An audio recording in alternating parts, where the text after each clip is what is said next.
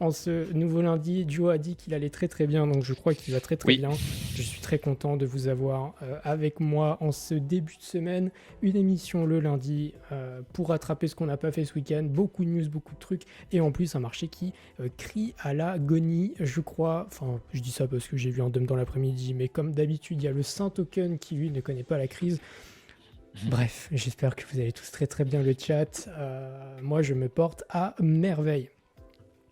Qu'est-ce que tu as fait, toi, un petit peu cette semaine, Joe, pour introduire un petit peu cette émission?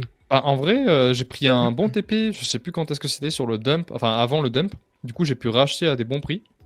J'étais assez content. Bon, là, je sais pas si ça va pas baisser plus bas que mes prix d'achat. Pour le moment, ça va.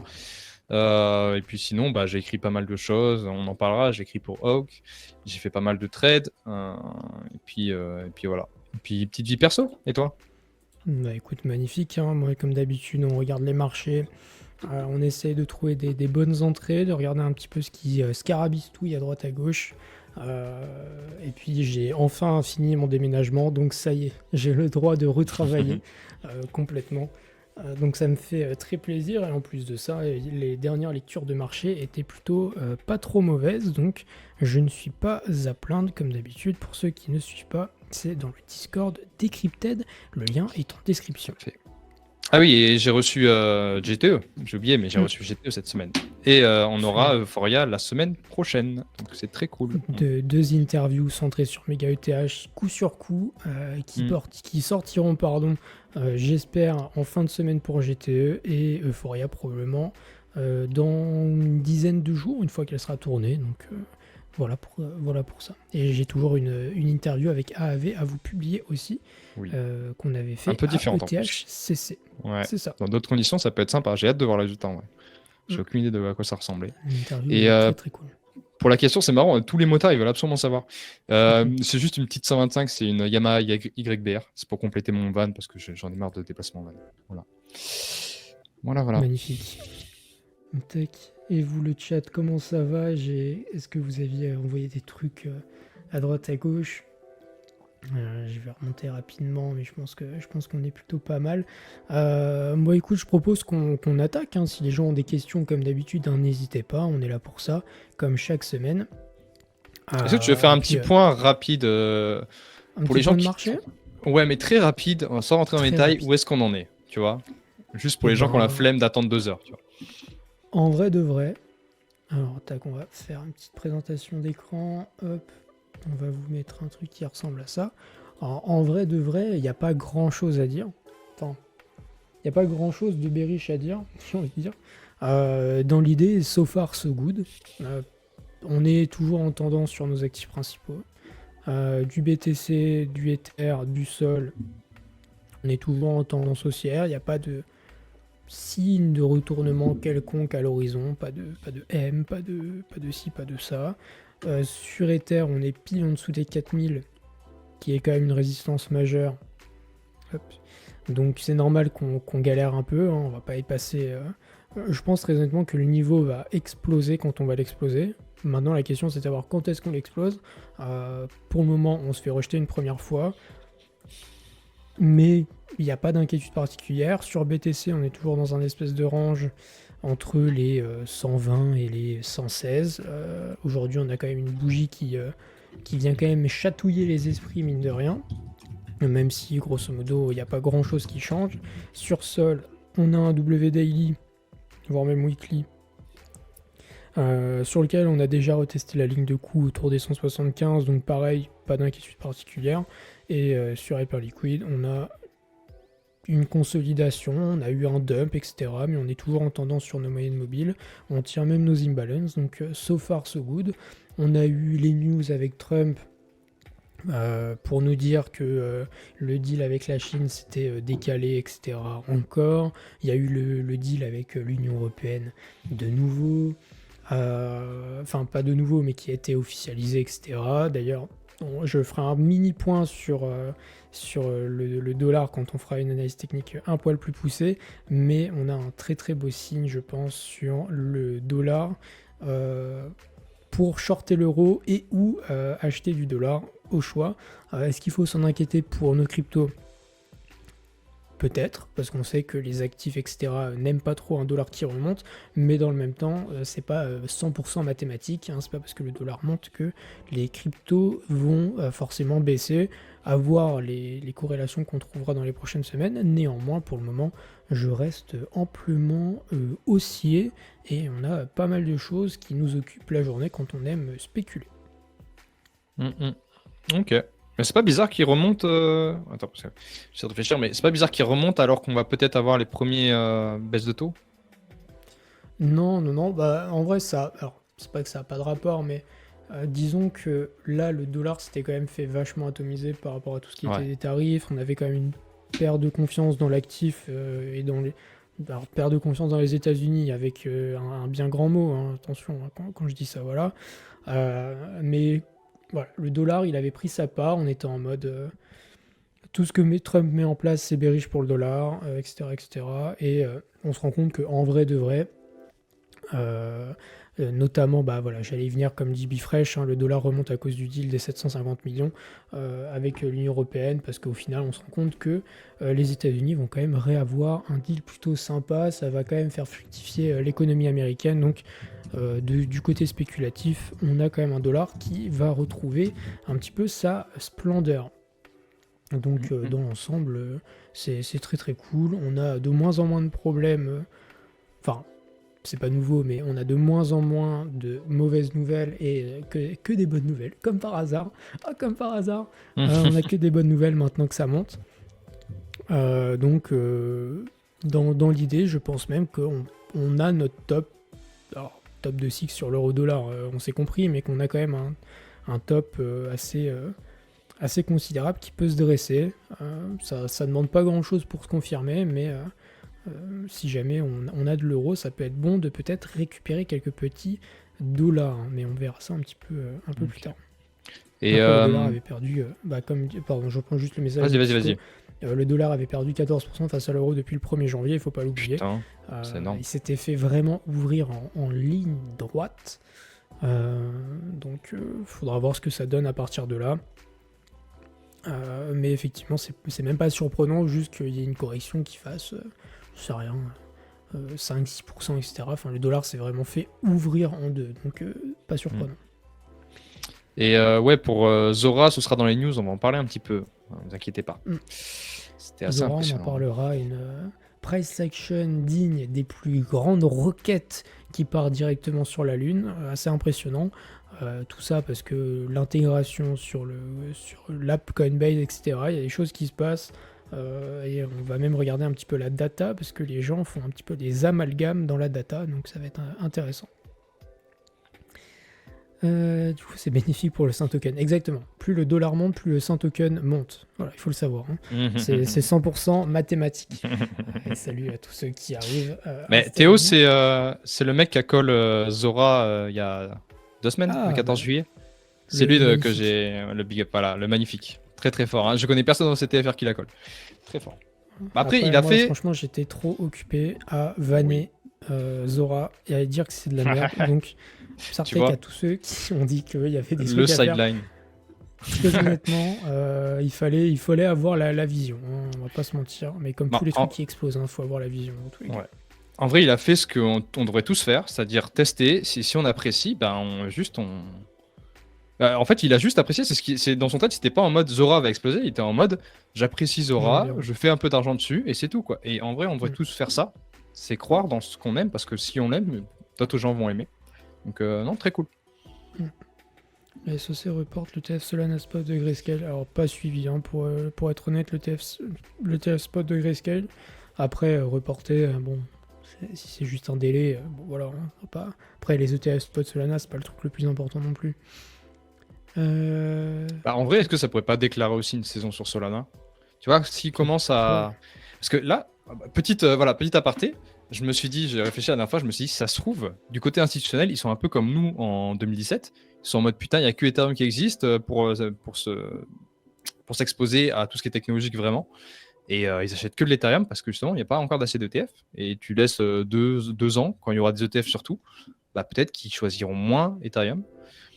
Je sais pas. En fait, c'est dur de comprendre pourquoi est-ce qu'ils all-in à ce point, parce que les montants sont absurdes, on va en parler de toute façon. Et c'est peut-être juste parce qu'ils n'ont pas d'autres expositions encore pour le moment. Bah, Bon, en tous les cas, c'est pour un petit. t'exposer de manière massive, effectivement. Oula. Ça bug, je sais pas si Alors, c'est de ton côté ou de mon côté, mais possible ça qu'on ait bug. quelques petits problèmes, Ah. hein. C'est pas impossible, hein. Ouais, c'est possible, c'est Euh, possible. Vous avez parlé de Pump un peu, pas encore. On va en parler dans les news. On va en Pareil, il y a parler. des petits trucs à raconter. Moi, tout ce que je vois, c'est un token qui se fait ouvrir en deux, Ouais. tabasser la gueule. Voilà, ça il faut le dire, ça il faut être honnête. C'est clair. Tac, bah écoute, je propose qu'on commence tranquillement par les news. On va pouvoir traiter un petit peu de tout ce qu'il faut. En plus, on a pas mal de choses à voir, donc prenez du popcorn. C'est le moment des news. Tac, Allez. tac. Je vais m'ouvrir quelques petits tweets. Hop, tac, parfait. Hop, et bien écoute, je prends la main pour commencer. Vas-y. Hop, et on va partir du côté des institutions. On a les Bitcoin Treasury Companies qui hold maintenant plus de 100 milliards de dollars de Bitcoin, donc 4% de toute la supply qui existera à jamais, un chiffre absolument massif. L'appétit institutionnel est toujours là. On va regarder les inflows juste après sur les ETF, mais pour le moment, il n'y a pas de ralentir. Tout va bien pour le mieux du côté des instits. Tu m'avais partagé, Joe, en off, cette petite data sur les fundraising crypto qui sont revenus au même niveau que 2021, early 2021, donc l'année de tous les miracles. Ça montre que même sur la partie de nos shitcoins préférés, de toutes nos merdouilles on-chain qui se développent, il y a quand même un appétit qui revient avec des VC, etc., qui veulent quand même mettre un peu d'argent sur la table, hein, mine de rien.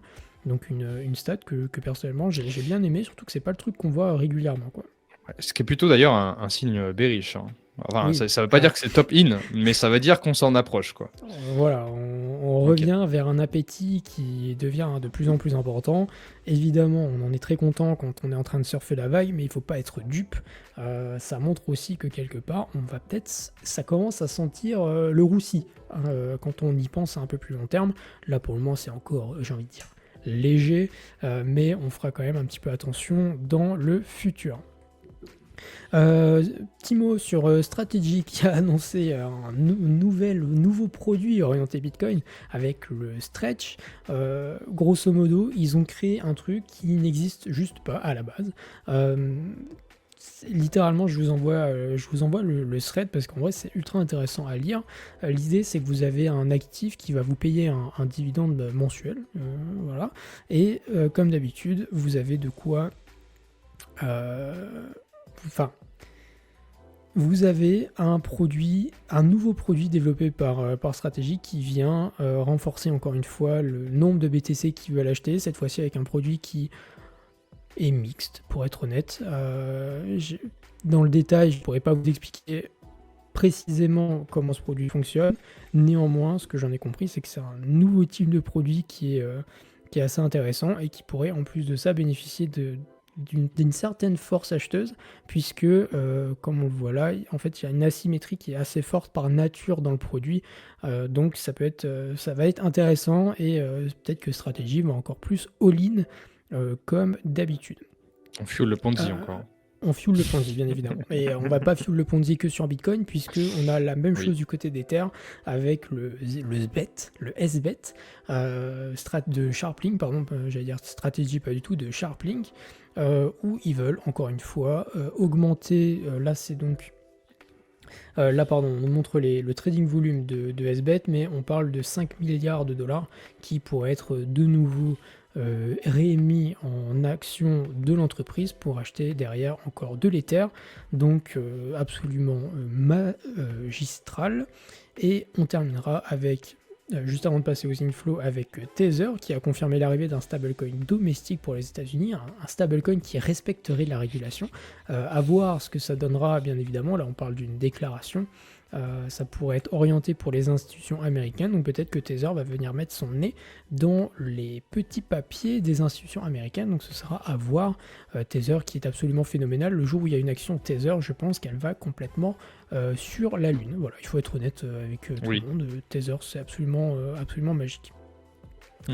Et on terminera donc avec les inflows des ETF. Donc on est sur Bitcoin, on a eu un petit peu d'outflow la semaine dernière en début de semaine, on a terminé la semaine avec un petit peu d'inflow, mais le plus important ça va être la comparaison avec Ethereum, puisque les inflows Ethereum ont dépassé les inflows Bitcoin c'est pas d'ailleurs la première semaine, mais de toute la semaine, même quand BTC était négatif, les inflows sur Ether étaient monstrueux, 300 millions, 500 millions, 300 millions. Quand BTC était négatif et 230, 450 millions. Et ici, on a dépassé BTC sur la fin de semaine. On verra cette semaine ce qu'il en est. Néanmoins, les infos sont absolument colossaux. Enfin, là, c'est l'appétit pour Ether est matériellement plus important que celui pour BTC. C'est tout simplement fou. Et sur Solana, les inflows sont légers, pour ne pas dire négligeables. Il faut quand même en parler. Pour le moment, c'est très très loin d'être pertinent. Enfin, intéressant. Voilà. Tout à fait. Ok. Moi, j'ai quelques news sur Ethereum. Alors, je partage. Tac, tac. J'ai. Alors, on va, on va parler un petit peu d'un petit truc. On a beaucoup parlé ici dans ce podcast de l'EIP 7702 qui était censé nous apporter des smart contracts, des smart accounts. Donc, on pouvait normalement ne plus avoir besoin d'approve. Pourquoi là, 5 mois après, j'ai toujours besoin. Non, 4 mois, j'abuse. 4 mois après, j'ai toujours besoin d'approve sur Ethereum. Pourquoi j'ai toujours besoin d'approve sur n'importe quelle chaîne EVM? Ça commence à me péter les couilles, honnêtement. Et voilà, Rabin l'a pas intégré, Phantom l'a pas intégré. Il est où le problème? Vraiment, moi, ça, je vous jure que ça me. Le fait d'approve, surtout que quand t'aimes un petit peu aller sur des meme coins, des trucs qui ont. Faut acheter rapidement, le fait d'approve, c'est catastrophique. Donc, bref. J'aimerais que ça se soit réglé. C'est très très dommage parce que ça baisse l'expérience utilisateur en réalité. Signer 2 fois au lieu d'une, je trouve ça un peu catastrophique. On a justement donc GTE qu'on a reçu, qui eux ont pas fait les choses à moitié. Il y avait ça déjà dans la chaîne MegaETH, ils l'ont incorporé sur GTE, donc là tu peux faire comme sur Hyperliquid, tac, tu achètes. Ça, voilà, on peut voir l'exemple. Oh putain la musique. T'achètes directement, il y a pas de, t'as même pas besoin de signer, donc c'est encore mieux. Et ça c'est le genre de truc qu'on veut voir. Ça fait vraiment plaisir. J'espère qu'ils vont beaucoup avancer sur Ethereum parce que je sais pas pourquoi ça touche autant. Par contre, là où ça touche pas, c'est que récemment, tous les validateurs ont fait augmenter le gas limit sur Ethereum. Donc ça, c'est juste, il n'y a pas besoin de hard fork, il n'y a pas besoin de soft fork, pardon, je suis fatigué. Il y a juste besoin qu'ils s'entendent et ils sont tous entendus pour monter à 45 millions. On en avait déjà parlé, ils avaient monté il y a quelques mois déjà, ils n'arrêtent pas de monter en fait, ce qui fait que ça scale tout seul. Voilà, aujourd'hui on est à 0.8 GUE, donc c'est vraiment très cool. Pareil du côté de Solana d'ailleurs, qui a augmenté la taille de ses blocs de 20%. Donc c'est toujours cool pour scale, surtout que Solana s'est vu remplir les blocs directement. En fait, il y a eu tout de suite de la demande. Donc ça c'est très cool à voir. Et pour finir, on a eu Pectra. Alors là, pour le coup, c'est une mise à jour qui est cool et qui a un vrai impact. C'est qu'on a, donc, pour ceux qui se souviennent, avec Pectra, on avait une augmentation du nombre de blobs sur Ethereum. Ces blobs ont été remplis, on le voit.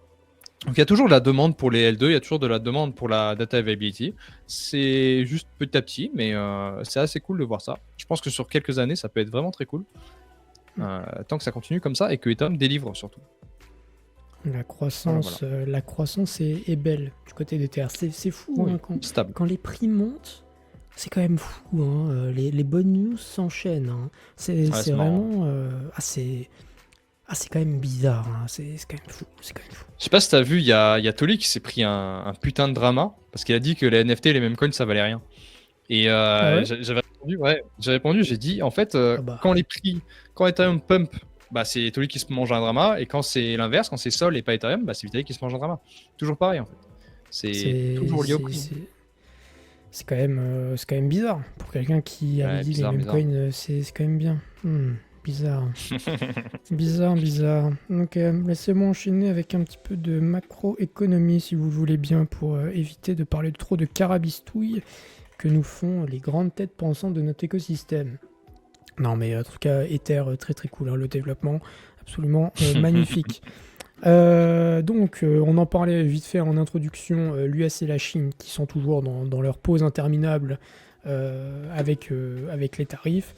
Pause qui est plus longue qu'une relation toxique entre deux personnes, deux individus. Ils sont en train de faire des pauses tous les mois, donc bon, il faut peut-être arrêter au bout d'un moment.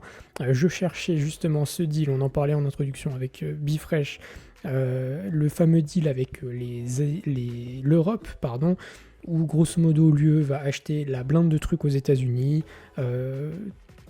L'Europe va se manger des droits de douane et pas l'inverse, etc. Donc plutôt particulier. On notera quand même qu'à terme, mince, j'ai enlevé le tweet, mais à terme, il faut quand même se souvenir que les États-Unis, bah voilà, c'était ça, le pourcentage de taxes que les États-Unis vont mettre sur leur économie, tout pays confondu, va quand même quasiment faire x10, parce qu'on est passé de 2% à quasiment 20% avec les taux qui sont mis en place un peu partout. Donc il faudra voir ce que ça donne sur l'inflation à très long terme. Pour le moment, le marché a l'air de s'en foutre, donc on s'en fout aussi. Par contre, il va falloir se poser des questions avec des taux d'inflation qui sont toujours entre 2,5 et 3%. Il va falloir se poser la question de savoir sur la baisse des taux de la Fed, si jamais on a une inflation qui remonte rapidement, qu'est-ce que ça donnera, etc. Il y a des questions qui se posent à long terme, en tout cas à court terme. Le marché a l'air très content de voir que les États-Unis s'accordent avec un peu tout le monde.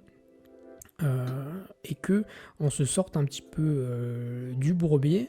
Et cette semaine, on aura comme d'habitude des datas sur le PIB américain, sur les emplois notamment, et plein d'autres trucs encore. Donc encore une semaine chargée en termes de projection économique. Donc encore une fois, une semaine à suivre.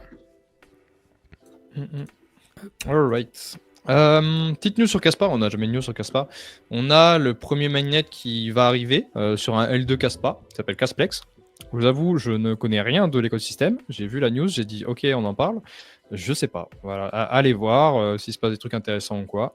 Peut-être que ça relancera un petit peu la hype sur Caspar, qui pour le moment est un peu éclaté. Mais voilà, faut pas fake, faut voir. Si jamais il y a des bons smart contracts dessus, pourquoi pas. Autre chose. On a l'annonce que vous attendiez tous, Stablecoin X. Alors ça, c'est assez fou, tout le monde en a parlé, c'est pour ça qu'Ena a explosé. Stablecoin X qui annonce faire une action, une vraie action sur le Nasdaq, qui s'appelle USDE en plus, très malin. Avec ça, du coup, ils ont sécurisé 360 millions d'investissements qu'ils vont utiliser pour racheter les parts qui ont été lock par les investisseurs, parce que le CEO s'est plaint plusieurs fois sur X, qu'il était dégoûté de voir les investisseurs JIT autant, faire autant mal à la charte. Du coup, il va racheter toutes les parts. En plus de ça, du coup, ça crée la spéculation autour du token sur le Nasdaq. Si jamais c'est beaucoup acheté, comme Circle à l'époque, il y a quelques mois, le prix pourrait monter, ils vont pouvoir vendre plus de shares, ils vont pouvoir racheter du ENA, donc ils vont buyback avec tout ça. En fait, il faut un peu une sorte de micro-stratégie like, comme tout le monde d'ailleurs. J'ai l'impression que tout le monde a compris la méta. C'est très cool, en tout cas court terme. Long terme, je ne... J'ai pas trop envie d'en parler. Moi, tout ce qui m'intéresse, c'est court terme, ce que ça peut donner au ENA. Mais voilà, c'est un peu le playbook actuel de tout le monde. Et avant que tu rebondisses là-dessus, parce que je pense que tu auras 2-3 trucs à dire, Celestia fait la même chose. Enfin, ils font pas ça. Ils font pas le playbook MicroStrategy. Par contre, ils sont rachetés aux investisseurs, donc Polychain, parce que Polychain a dump absolument tout depuis des mois et des mois. Et c'est intéressant de voir ça parce que je crois que ça n'existait pas avant.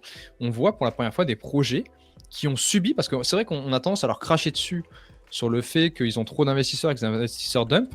Parfois, ils sont un peu, ils sont fait avoir, tu vois. C'est le cas aussi de Ethena, parce que tu te dis, plus je lève, plus j'ai de chances que mon projet réussisse. Sauf que des fois, en face, t'as des gars, ils ont qu'une envie, c'est de dump dès que c'est possible, quoi. Et je pense que Celestia, c'était le cas, Ethena, c'est le cas, et du coup, ils se retrouvent à racheter les bags des investisseurs en mode, on n'en peut plus, on en a marre, on veut une charte qui monte, et je trouve ça cool. Voilà, c'est un move qui est un peu tard, c'est sûr que c'est pas optimal, mais c'est un bon geste, je trouve, en tout cas, personnellement. Au moins, on se débarrasse un petit peu de cette pression vendeuse un peu forte.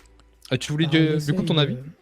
Ouais, bah en fait on essaie de faire des tokens qui sont un peu moins mauvais, on va dire. En fait j'ai eu 2 réactions sur ENA. Mon premier tweet quand justement le tweet d'ENA est sorti, c'était en mode, et j'aimais bien le modèle. Je dis pas que particulièrement ENA c'est mieux que le reste, etc. etc. Mais plutôt que je trouve. Est-ce que je vais réussir à retrouver mon tweet? Mais plutôt que je trouve que c'est le juste milieu entre un token qui peut s'apprécier d'une manière intelligente et un moyen d'éviter qu'il y ait des investisseurs qui dumpent trop fort. J'arrive pas à retrouver mon tweet, je vais essayer de scroll rapidement. Ça doit pas être... Voilà, c'était ça. En fait, l'idée de ce que fait ENA, c'est un peu d'essayer de faire le playbook à la Sailor, mais plutôt avec... Enfin, disons, ils essayent un peu de gommer le mal qui est déjà fait. Parce que le premier problème à la base, c'est faire un token qui sert à rien. Et du coup, de se retrouver avec un token qui dump. Et du coup, comment on fait pour éviter qu'un token dump quand le mal est déjà fait? Et ben, on lance une action ENA, enfin, voilà, Ethena, liée à Ethena. Et avec tous les trucs, tous les process, donc tous les gains qui vont être faits en vendant ces actions-là, on va racheter du token. Notamment, on va en parler juste après, aux investisseurs privés pour éviter que ces gars-là aillent dump et ils vont plutôt aller s'entretuer sur l'action ENA.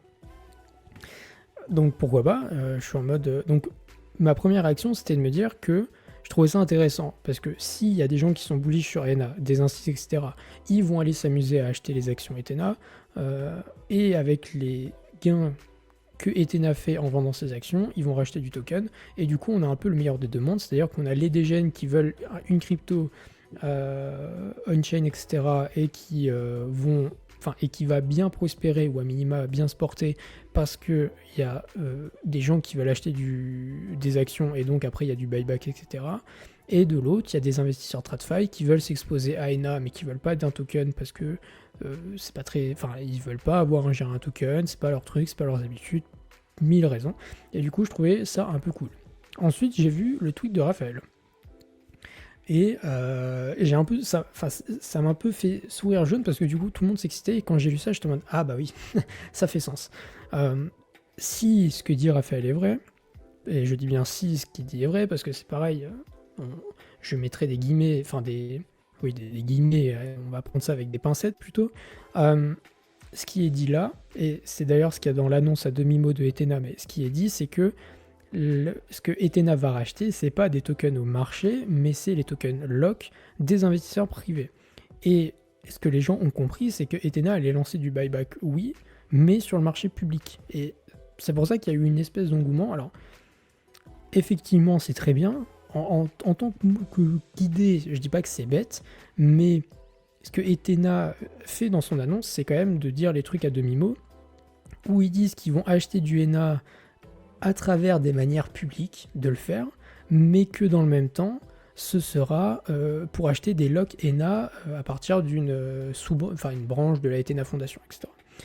Donc, on va se retrouver dans un modèle où en fait c'est l'exit liquidity qui va venir dans les actions, qui va permettre en fait d'exit les VC et le marché public ne verra pas un seul centime de buyback potentiellement. Donc, dans l'idée, peut-être après avoir racheté tous les locks, voilà. Ouais. Oui, mais bon, des locks, t'en as quand même. Je sais pas. T'en as une bonne, t'en as quand même une bonne poignée à racheter. Donc dans le modèle, je suis en mode pourquoi pas. Dans l'Ethena particulièrement, et quand j'ai vu après, j'étais en mode un peu particulier. C'est pour ça que en fait, faut le prendre avec des pincettes. Ils font pas pump le prix, mais ils empêchent le prix de descendre pour le coup, tu vois. Enfin, potentiellement. C'est pas mal. C'est déjà pas mal. Mais c'est pas, oui, je comprends. C'est en mode on va donner des sous à des mecs qui sont déjà bloqués de base, tu vois. Genre. Oui, mais ça, c'est pas ton problème. Tant qu'ils rachètent, parce que de toute façon, ils sont là. Donc, oui. Non, mais après, voilà. Mais oui, il faut quand même l'avoir en tête. Genre, c'est pas aussi beau que ce qu'on voudrait bien croire. Je dis pas que c'est mauvais.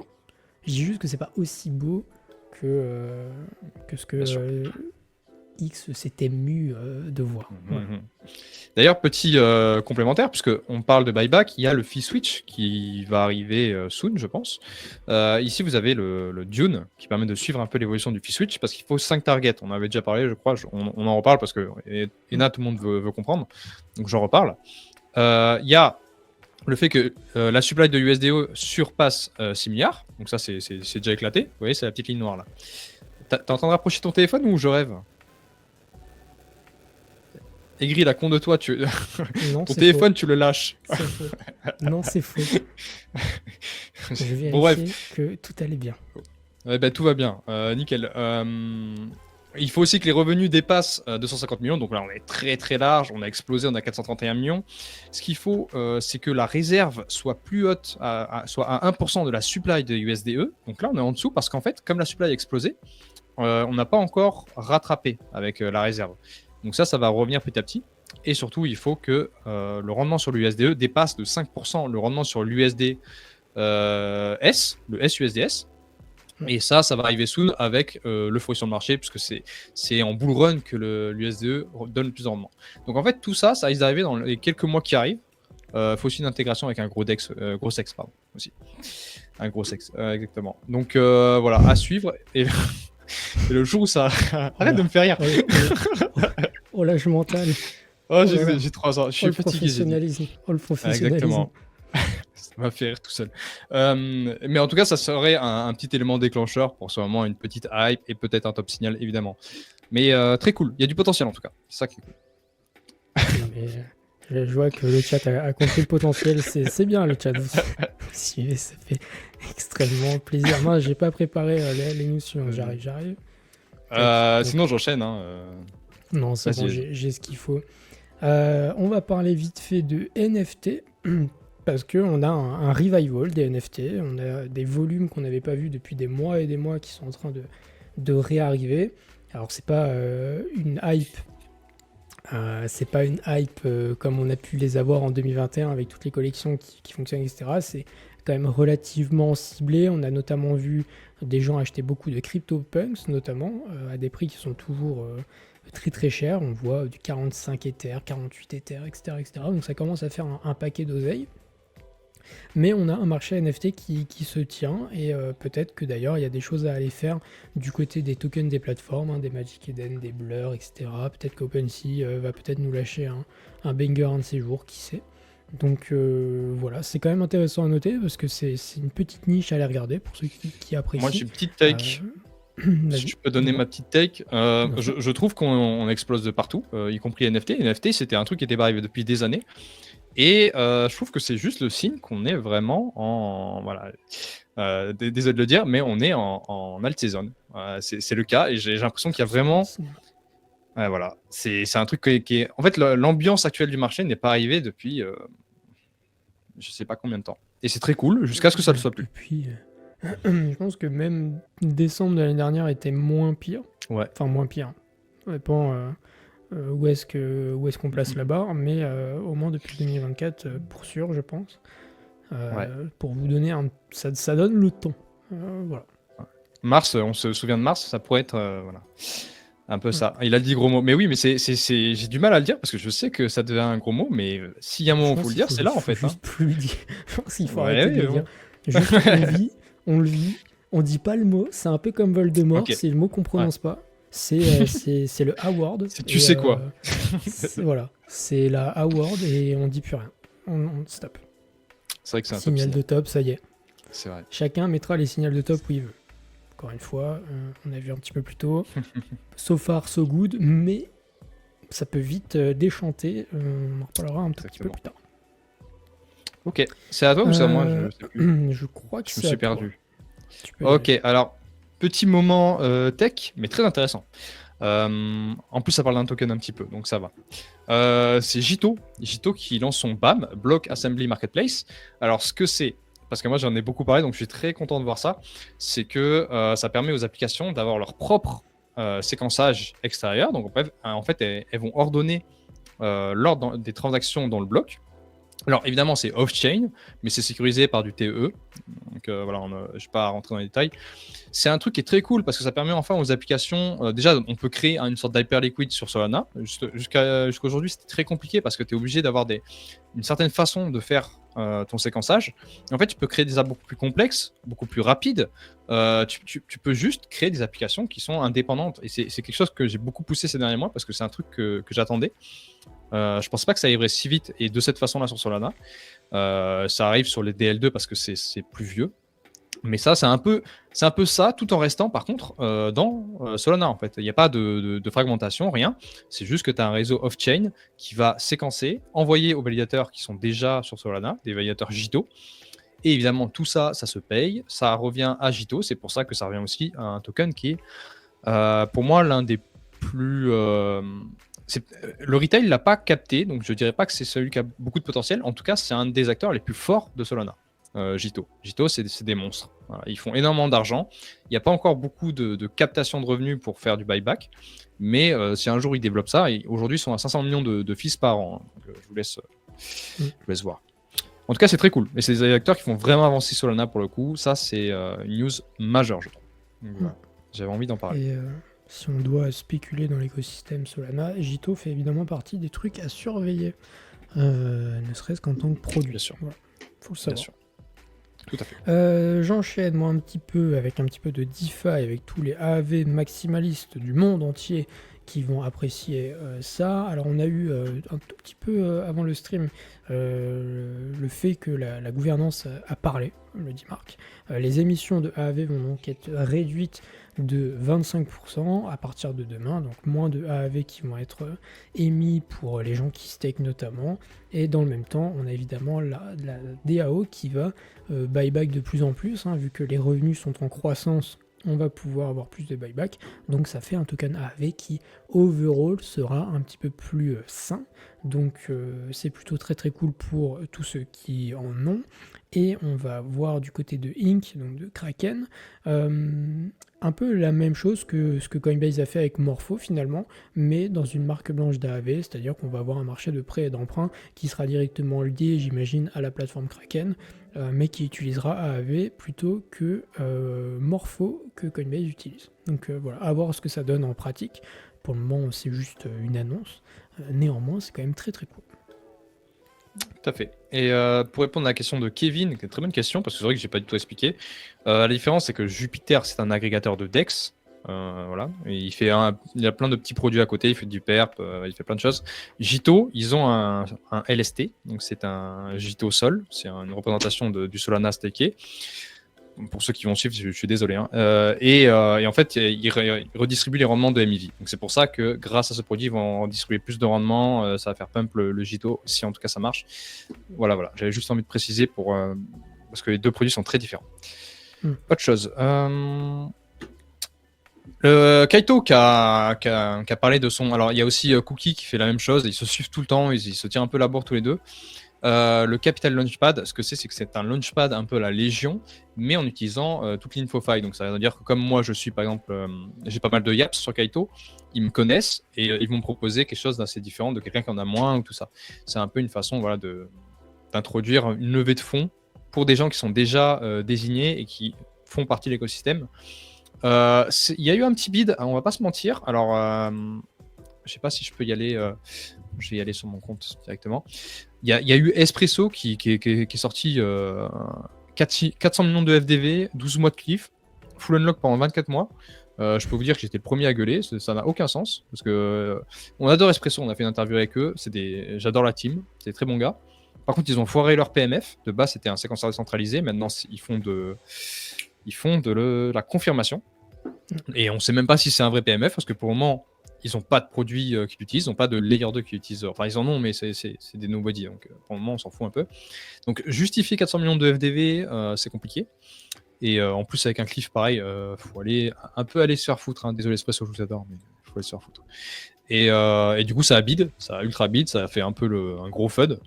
Et à côté de ça, tu as eu Théorique, qui lui, c'est très bien. En fait, de base, il y avait aussi un vesting sur Théorique. Tout le monde a gueulé, ils ont enlevé le vesting, et du coup, ils sont remplis à fond. En plus c'est un peu moins, 75 millions c'est déjà plus faire. Donc voilà, il y a des trucs intéressants, il y a des trucs merdiques, c'est comme tout, faut suivre. Et Cookie fait un peu la même chose, j'ai pas regardé sur Cookie. Voilà. Et je crois d'ailleurs que Légion a un truc similaire dédié à l'Internet Capital Market en parlant de ça. Ah ouais, que j'ai vu passer sur le site. Ouais. Alors attends, est-ce que je peux regarder Légion rapidement? Est-ce que je vais regarder ça, je vais enchaîner moi juste rapidement avec Phantom X Hyperliquid qui avait atteint les 1 milliard de volume avec leur intégration en quelques jours. Du coup, on va pouvoir regarder les revenus qu'ils font directement sur les builder codes. Donc, on désactive tout ça, on laisse juste Fantôme en haut de la liste. Tac, tac, tac. Et on voit qu'en à peu près 3 semaines, grosso modo, depuis le 3 juillet, donc c'est ça, tout pile à peu près, ils ont fait 1,2 million de dollars, donc ça fait quand même pas mal de revenus. On voit un certain plafond qui a été atteint. Je pense que c'est parce qu'ils n'ont pas ouvert encore à beaucoup de gens dans le monde, donc ils doivent un peu avoir trouvé leur plafond de verre avec la partie des utilisateurs donc, qui ont accès pour le moment. Mais en tout cas, du côté de Fantôme, ça brasse un petit peu d'argent. C'est plutôt cool à voir. Et ça ajoute du volume à Hyperliquid. Hmm. Tac. Tout à fait. J'avais oublié cette petite news sur Ena. Ena est devenu compliant avec Genius, le Genius Hack qui est passé il y a quelques semaines, donc ça a été un des premiers. C'est très très bien, donc c'est pour ça aussi que ça a pump, parce que les gens comprennent que du coup le stablecoin est compliant. Voilà, c'était la petite news bullish. On a le POL V2 de Bera qui est live. Alors, du coup, je maîtrise plus. Moi, c'est vrai qu'à partir du moment où j'ai vu que ça commençait à sentir l'autre boudin, j'ai un peu abandonné. Mais j'ai vu des techs qui disent que c'est pas terrible parce que ça crée toujours de l'inflation. C'est un peu raté. Il y a des techs qui disent que c'est peut-être ça le bottom de Bera. Je ne me prononcerai pas. En tout cas, j'avais envie de parler du fait que la V2 est là et que en fait, c'est censé racheter des Bera pour les mettre en LP sur le protocole directement. J'en avais parlé il y a quelques semaines. C'est live, c'est ça? Ouais, c'est live. Autre chose, on a... j'ai beaucoup aimé ça. Alors, stat de folie, je trouve. Et c'est vraiment là que j'ai fait ce petit schéma parce que je voulais vraiment qu'on percute à quel point le block time est important, en tout cas à quel point ça diffère. MegaTH, depuis son lancement en testnet, qui était en mars, si je ne me trompe pas, donc il y a 4 mois, a fait 1 milliard... attends. Ouais, c'est ça, c'est 1 milliard. 1 milliard de blocs. Parce qu'ils ont un block time de 10 millisecondes. Solana, depuis que c'est live, ils ont fait 300 millions de blocs. Ils ont fait 3 fois moins. Ethereum, depuis que c'est live, ils ont fait 2,5 millions, je crois. Ils ont fait 50 fois moins. Donc en fait, c'est là où tu vois à quel point le block time, ça permet de plein de choses, mais à quel point c'est fou. Enfin, la différence entre le block time même de Solana ou de MegaTH, elle est complètement folle. Alors c'est du testnet, ça change pas tout, mais on voit l'unlock de zinzin. Genre en 4 mois, ils ont fait 3 fois plus de blocs que Solana depuis 5 ans 6 ans même. Donc bref, oui. Absolument incroyable. C'est ça 2019 Solana, hein, je crois. Ouais. Je crois, oui. Voilà. Donc ouais, non, la stat est folle. Mais MegaETH, de toute façon, vous allez voir plein d'interviews qui vont paraître avec GTE, Foria, peut-être Cap aussi si jamais. Donc plein de choses qui arrivent de ce côté-là. Faut rester à l'affût. D'ailleurs, avec GTE, on a parlé du... En fait, les gens, et moi y compris, on parle très souvent de à quel point 10 millisecondes c'est rapide pour l'utilisateur. Et dans GTE, ils parlent à quel point c'est important aussi pour le côté professionnel. Et ça, c'est très très intéressant. Parce qu'il y a un vrai unlock. Je vous laisserai découvrir, je vous tease un petit peu. J'ai pas envie de tout dire maintenant. Mais écoutez ça. Voilà. J'enchaîne moi avec un petit peu de Polymarket. Polymarket qui retourne aux États-Unis. Apparemment, ils ont eu le droit de... Enfin, ils ont été... 100 millions. Oui, en fait, ils ont racheté une licence qui leur permet du coup d'être accessible aux États-Unis. Du coup, les gens qui les avaient attaqués en justice ont lâché l'affaire. Donc, Polymarket qui a gagné sa petite bataille également. Ils ont aussi... on a des rumeurs sur le fait qu'ils voudraient lancer leur propre stablecoin aussi. Donc... apparemment, il y a des choses qui se développent. À voir, ils vont sûrement lancer un token. On parlait en off. Il y a probablement un airdrop à aller gratter, etc. pour les gens qui veulent l'utiliser, etc. D'ailleurs, je crois qu'en France, c'est pas accessible. D'ailleurs, enfin, en tout cas, oui, c'est vrai. Peut-être un VPN, etc. Et donc voilà pour ça. Donc on aimerait juste que, ce que je te disais en off, des grandes annonces pour nous dire qu'ils rachètent des trucs à 112 millions, c'est très bien. Mais est-ce qu'ils peuvent juste fixer les problèmes qu'ils ont avec leur oracle qui fait qu'il se passe n'importe quoi sur la plateforme? On aimerait beaucoup que ça change et que la plateforme devienne juste normale en fait. Voilà. Tout à fait. C'est clair. Tac. On a Fluid aussi, Fluid Dex Lite, qui ont annoncé, donc c'est une nouvelle version du Dex. L'annonce qui a fait beaucoup parler d'elle, c'est qu'ils vont emprunter eux-mêmes, parce que, alors, pour rappel, Fluid, c'est une plateforme comme AAV, donc qui font du lending borrowing, mais c'est aussi un DEX. Et c'est ça qui est hyper intéressant. D'ailleurs, j'avais fait un petit schéma, j'aurais dû le mettre de côté. En fait, ce qui se passe, c'est qu'ils vont emprunter sur leur propre liquidité, donc ils vont emprunter à leur propre client, c'est-à-dire vous peut-être, et ils vont le déposer sur le DEX pour pouvoir faire du rendement et payer du coup les intérêts.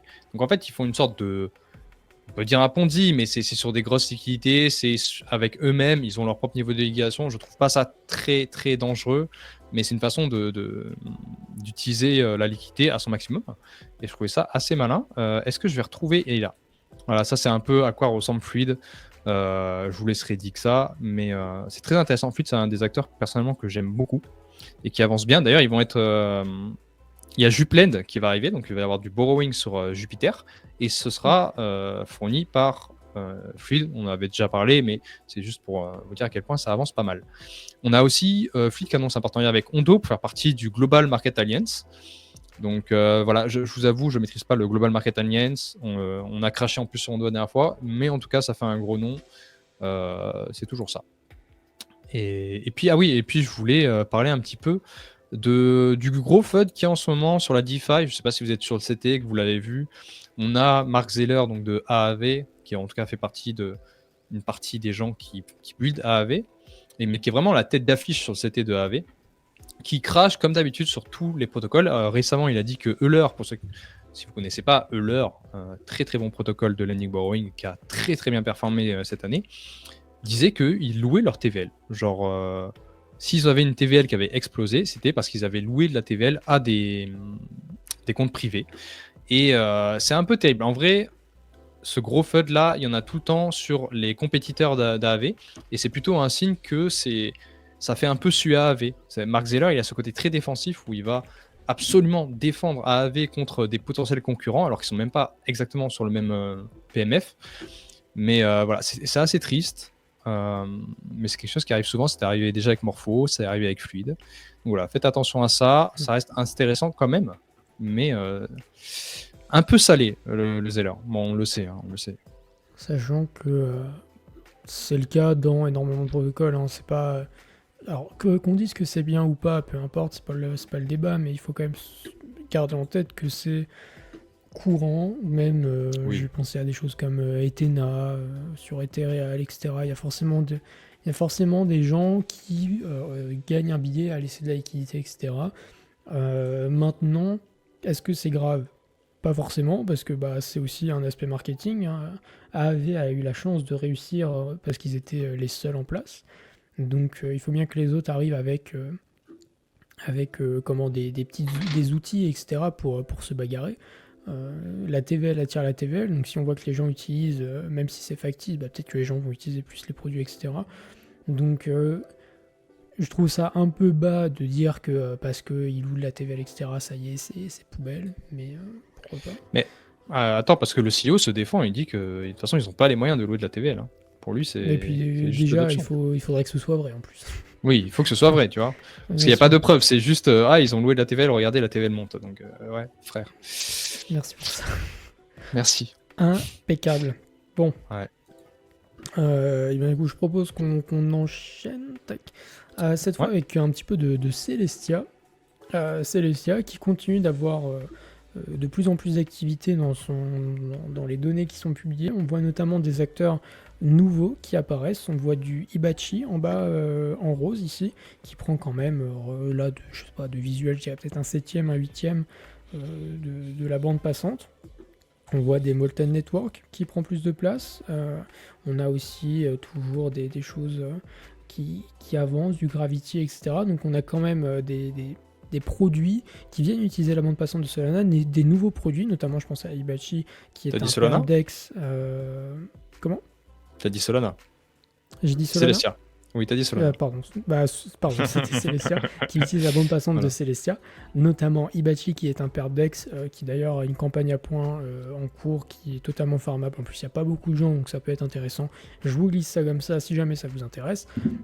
Néanmoins, ça fait un petit peu d'activité sur Celestia et c'est toujours intéressant à regarder. Et je vais juste parler rapidement de Radium. Radium, on avait souvent enfin, il y avait eu un grand mouvement de peur hein, quand Pumpfun était très très fort, hein, fut un temps, où on avait peur un petit peu de la domination de Pumpfun face à Radium, enfin, en tout cas que ça mange quelque part de marché. Néanmoins, Radium se porte plutôt très très bien, puisqu'on a quand même pas mal de buybacks qui arrivent chaque semaine. On a à peu près 1,5 million, 2 millions qui sont là par semaine, parfois même un peu plus, qui sont directement placés dans des pools de liquidité qui sont bloqués, donc c'est-à-dire qu'ils mettent des sols dans une pool contre du radium, enfin pas contre du radium justement, juste du sol, et quand le radium monte, ils achètent du radium, ça permet de soutenir les prix et de permettre une meilleure liquidité dans les pools, sur la paire notamment, donc c'est plutôt très très cool comme mécanisme, et en plus c'est bloqué de manière permanente, donc pas de risque qu'ils enlèvent cette liquidité qu'ils ajoutent. Ensuite, on a Joseph Lubin, voilà, qui nous a teasé un truc intéressant, mine de rien. C'est peut-être la première fois qu'on dira qu'un truc est intéressant sur Linea. Sur Linea, apparemment, il y aurait potentiellement des synergies entre le token Linea, la blockchain évidemment, le token SBET, donc c'est leur action dont on a parlé plus tôt, le Sharplink, et MetaMask. Voilà, on n'en sait pas plus. En tout cas, si vraiment il y a quelque chose et que c'est assez unique, on pourra dire ok, bravo pour l'effort, même si c'est catastrophique depuis le début. Voilà, j'ai pas envie de cracher jusqu'au bout, on verra, à suivre. Je suis pas encore convaincu, mais c'est intéressant. On a alors Zora. Alors, je vous donne ce trade. Vous en faites ce que vous voulez parce que je ne l'ai pas vérifié. C'est très compliqué à vérifier. Qui dit que Zora a explosé sans vrai volume organique. Tu vois, voilà, il y aurait beaucoup de preuves comme quoi. Après, c'est pas étonnant. En vrai, la plupart des projets qui explosent, ils ont un peu des deals avec des gens qui vont faire du volume ou ils le font eux-mêmes. Ils font des va-et-vient. Il y a plein de façons de le faire. C'est pas si étonnant que ça. Je sais pas si c'est vrai, mais voilà, c'est intéressant et ça veut pas dire que ça va pas continuer parce qu'une fois que c'est lancé, ça peut continuer. Je suis pas hyper bullish Zora, honnêtement, mais je dois avouer que c'est très impressionnant ce qu'ils ont réalisé ces derniers jours. Et pour finir, j'avais lancé ce petit sondage pour savoir à combien vous voyez le ETH. Il y a quand même eu 1700 votes, donc quand même il y a beaucoup de gens qui ont voté. Et c'est assez intéressant de voir que 7-8K semble être un peu les gens, voilà, et ils pensent que c'est plutôt 7-8K. Sinon, après, personne ne sait, quoi. C'est vraiment... on sait pas. Voilà, je trouve ça intéressant. Vous pouvez voir un petit peu. Moi j'ai voté 10 000. Menteur. Gros menteur. Si j'ai vraiment voté 10 000, mais j'ai pas voté 10 000 en mode c'est ce que je pense, j'ai juste voté 10 000 pour putain, mais quel pour le connard. lore. Pour, Super. En fait, je voulais voir. Du coup, je me suis dit, je vais me mettre dans la case, juste pour faire chier le sondage, tu vois. Mais, Putain, quel casse-couille. mais c'est marrant parce qu'on n'imagine pas Ether rester à 4000. Voilà. Ether dépasse 4000. Genre, il n'y a pas l'option pour moins de 4000. Bizarre. C'est vrai. C'est bizarre. Vrai. Non, pour moi, ça part quand même en ATH au minimum, même si c'est un petit. Non. Bah, on en reparlera. Comme je disais en off, sur les options pour le moment, les gens peuvent penser à 6, 7, 8, 10 000 s'ils ont envie, peu importe. Sur du positionnement institutionnel, déjà, on a du mal à voir. Enfin, c'est pas qu'on a du mal à voir, c'est qu'on n'anticipe pas aussi loin. Genre, en fait, c'est vraiment un truc de retail d'imaginer un Ether à 10 000. Genre, les instituts sur bot, bon, bah, déjà, septembre, je sais pas, ce sera 4500, octobre, ce sera 5000, décembre, ce sera 6000, etc. Et après, plus ça avance, plus ils sont en mode, bon, bah, si on va à 7, on va à 7, si on va à 8, on va à 8, etc. etc. Mais pour moi, ils sont en mode, bon, bah, si on va à 6, 6,5, 7, ce sera déjà le bout du monde, quoi. Les tickets de loto s'arrêtent dans ces eaux-là. On verra où est-ce que ça va à la fin de l'histoire, mais c'est toujours ce truc de vous dire que ça sert à rien de vous faire des projections sur la comète, que en vrai personne ne sait, pas plus que moi, pas plus que n'importe qui sur X, etc. Gars qui vous dit oui, BTC ira à 120 millions, Ether ira à 20 000 $. La vérité, c'est que personne n'en sait trop rien, et c'est ça qui est magnifique. Je pense que déjà, à 7-8K, t'as le niveau des triards, hein, du Trion ou triard, je sais jamais comment on dit. Je pense que ça peut. Si jamais on y va, ce serait déjà incroyable, mais ça peut être une énorme résistance, parce que comment tu justifies un Ether à plus d'un triard, quoi. Compliqué, hein. Voilà. Après, Oui, on ira là où le Seigneur veut bien nous emmener, j'ai envie de dire. exactement. Tac, il me reste quelques petits trucs tout de même. On va parler rapidement. Alors, une petite news qui m'a fait sourire, mais vous allez voir, c'est pour dériver sur autre chose. Mais on a un fonds d'investissement, le fonds asymétrique, qui a été à moins 80% sur l'année et qui s'est justifié en disant qu'ils n'étaient pas en perte, ils étaient juste en train d'effectuer une stratégie pour farmer l'airdrop Hyperliquid. Ce n'est absolument pas de l'argent perdu, c'est de l'argent qui sert pour un airdrop, hein, puisqu'apparemment il se ferait liquider pour pouvoir toucher des récompenses quelconques. Donc pourquoi pas? J'ai envie de dire pourquoi pas après tout. Mais le plus intéressant, c'est plutôt la réflexion qui se passe derrière. C'est s'il y a un fonds qui se fait épingler, qui possède 10 millions, qui le fait, combien est-ce qu'il y a de whales qui font la même chose sur Hyperliquid et est-ce que ce sera durable? Parce qu'on adore dire que Hyperliquid est une révolution, etc. Moi le premier d'ailleurs. Mais il faut garder en tête qu'il y a toujours la carotte avec énormément de milliards à aller gratter en airdrop qui fait que l'activité est aussi bien soutenue de manière générale et il ne faut pas l'oublier. Même si on adore Hyperliquid, il faut rester terre à terre. En concurrent d'Hyperliquid, je voulais rapidement revenir sur Drift. Drift qui a des volumes qui explosent. On est à plusieurs jours au-dessus des 4 milliards de dollars de volume journalier pour une raison très simple, c'est qu'ils ont supprimé et réduit, enfin ils ont supprimé les frais sur les paires BTC-ETH et ils ont réduit les frais sur la paire Sol, c'est ce qu'on voit juste là.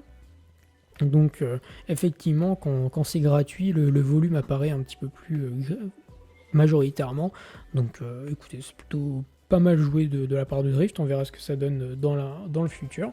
Parce que bon, pas de frais, c'est pas de revenus, hein, donc c'est beau pour la forme, mais bon, ça sert pas à grand chose. Et sur Aerodrome, on a les CB assets, donc tous les assets bridgés vers Coinbase, enfin vers Base plutôt, qui sont en ATH volume. Voilà, on a des XRP, des Litecoin, des Doge et des ADA qui sont bridgés vers Base, et il y a pas mal de volume qui se met en place, donc on est à 150 millions de volume. C'est en quelques... Alors les époques sur Base, je crois que c'est des semaines, donc en quelques semaines, ouais. Donc c'est plutôt intéressant à regarder. Et ça, c'est plutôt intéressant pour Aerodrome qui augmente sa part de marché. On connaît les intégrations avec Coinbase, les mêmes coins, tradés directement sur Coinbase. On vous le rappellera pas une nouvelle fois. Ouais, je pense que c'est ultra bullish. Hein. Genre vraiment l'intégration Coinbase, ça va être fou. Hein. Ça va être Aerodrome fait partie de ces acteurs au même titre qu'un AAV, au même titre qu'un Pendle, enfin voilà, c'est des trucs, c'est du solide, il y a des intégrations qui sont vraiment ultra intéressantes pour le protocole et pour les revenus, donc ça fait évidemment partie des trucs à suivre qu'il faut surveiller. Il me reste juste deux tout petits trucs rapides et on pourra terminer là-dessus. Maple qui a lancé une nouvelle Improvement Proposal, la numéro 18, pour pouvoir augmenter les revenus. Je ne suis pas allé regarder les votes, j'ai oublié d'aller regarder les votes, on pourra regarder ça rapidement quand tu parleras au pire. Mais du coup, pour augmenter, bon, normalement ça va être accepté, hein, ce genre de proposition, c'est rarement refusé, mais bon. Voilà, on augmentera les buybacks de 20% à 25% des revenus, ce qui permettra d'augmenter les rewards pour les stakers. Vous savez que les buybacks vont directement aux stakers de Maple. Et on a du côté de Cap une intégration avec AAV. Cap, je vous la refais en rapide, c'est un agrégateur de rendement, c'est-à-dire que leur but c'est d'intégrer le plus de plateformes et le plus d'acteurs qui sont capables de générer du rendement pour les holders du stablecoin CUSD.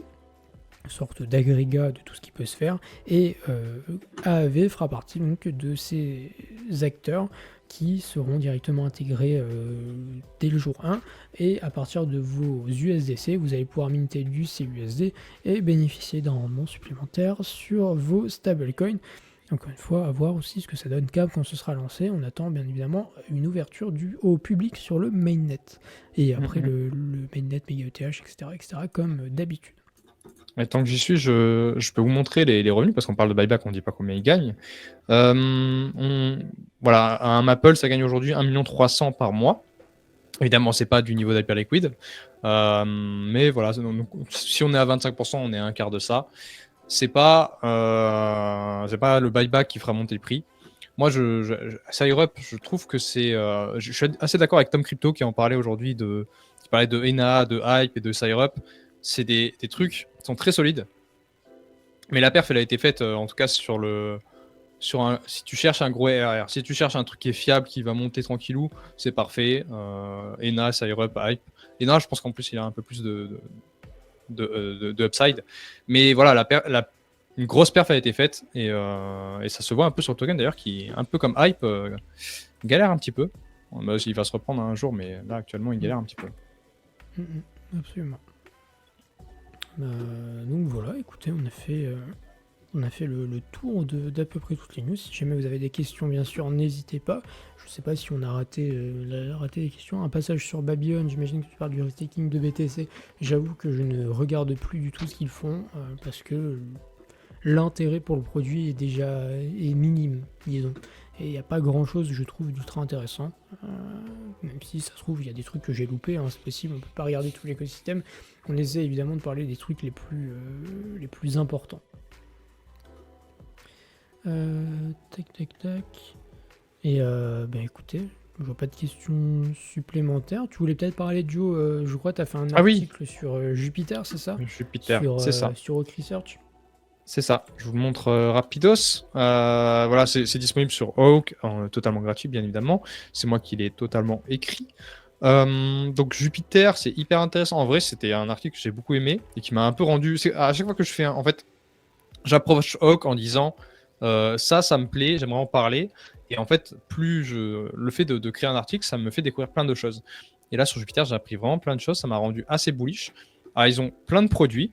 Ils ont 5 ou 6 produits différents. Pas tous fonctionnent. Récemment, on a Jupiter Studio d'ailleurs qui a très bien fonctionné avec le Uranus, voilà, qui a un meme coin qui a très très bien performé. Et ils ont cette vision que moi. Du même coin en français. Ouais, bien sûr, bien sûr. Ton trou de balle, voilà, si tu veux. Non, mais c'est la planète. C'est juste la planète. Ah d'accord. Ok, voilà, pardon. voilà. Attends, c'est Jupiter quand même. On fait les choses bien. Excusez-moi, pardon, je n'étais pas au courant. Et ils ont un super projet. Donc, alors ils ont Juplend, qui est très intéressant parce que actuellement il y a que Camino qui domine et je pense que Juplend a de la marge. Mais surtout, moi, ce que j'aime, c'est Jupnet. Jupnet qui est une sorte. C'est une layer 1 qui va agréger tous les DEX. Parce qu'actuellement, Jupiter, ça agrège 80% du volume de Solana. Là, ils se sont dit, OK, maintenant, on va agréger 80% du volume de tout l'écosystème. Donc, en fait, ils vont agréger tous les DEX sur la layer 1. La layer 1 qui est, je ne vais pas m'expliquer comment ça marche techniquement, mais c'est assez intéressant, c'est assez innovateur. Et ça permettrait du coup d'aller tout le temps sur Jupiter, peu importe ce que tu as besoin de faire, que n'importe quelle chaîne. En tout cas, de chaînes connectées, bien évidemment, mais ce sera sûrement les plus grosses qui seront connectées. Et je trouve que c'est une vision que personnellement j'aime bien. Voilà, on recentralise un peu tout et qu'on facilite l'expérience utilisateur. Parce que moi j'en ai marre de me dire putain, je suis sur quoi? Sur Ethereum, Solana, il faut que j'aille sur quel agrégateur? Ça serait vraiment très cool, surtout que Jupiter, ils ont une très bonne UX, ils ont une très bonne application. Donc voilà, la vision elle est là. Ils font les choses bien. Ils ont énormément de buyback aussi, on n'en parle pas, mais ils ont beaucoup, beaucoup de buyback aussi.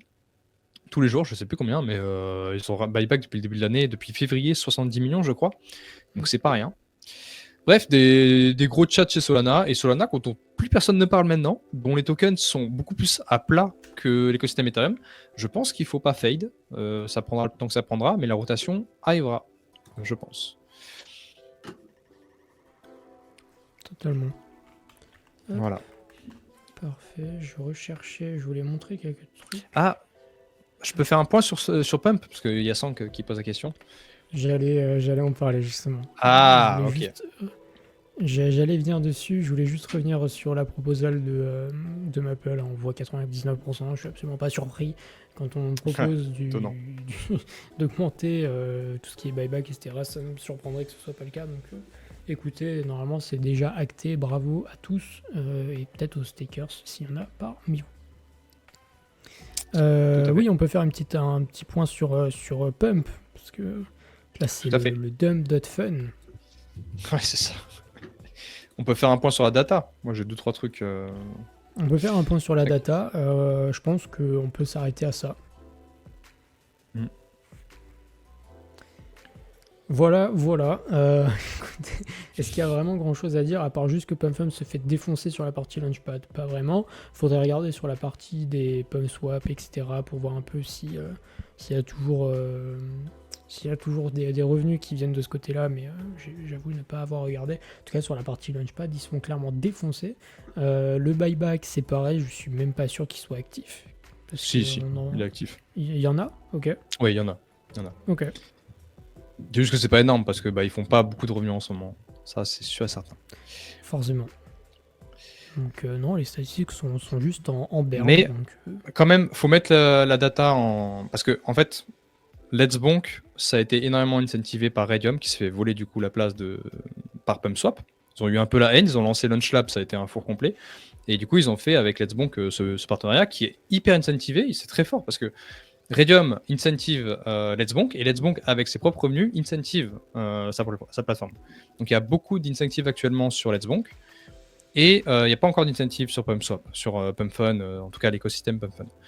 Et voilà, là on parle full conviction. Moi, je ne pense pas que cet état durera très longtemps. Je vois mal des gars avec 2 millions en trésorerie ne pas se battre. Faut que ce soit annoncé, mais je pense qu'ils ont plus d'un tour dans leur sac. Mais là, on parle vraiment de conviction parce qu'on n'en sait rien en réalité. On n'en sait rien. Si ça se trouve, on est en train de voir la chute une des plus grosses applications de cet écosystème. Un peu comme l'a fait OpenSea à l'époque, qui a perdu face à Blur. J'ai du mal à y croire, mais ça peut complètement arriver.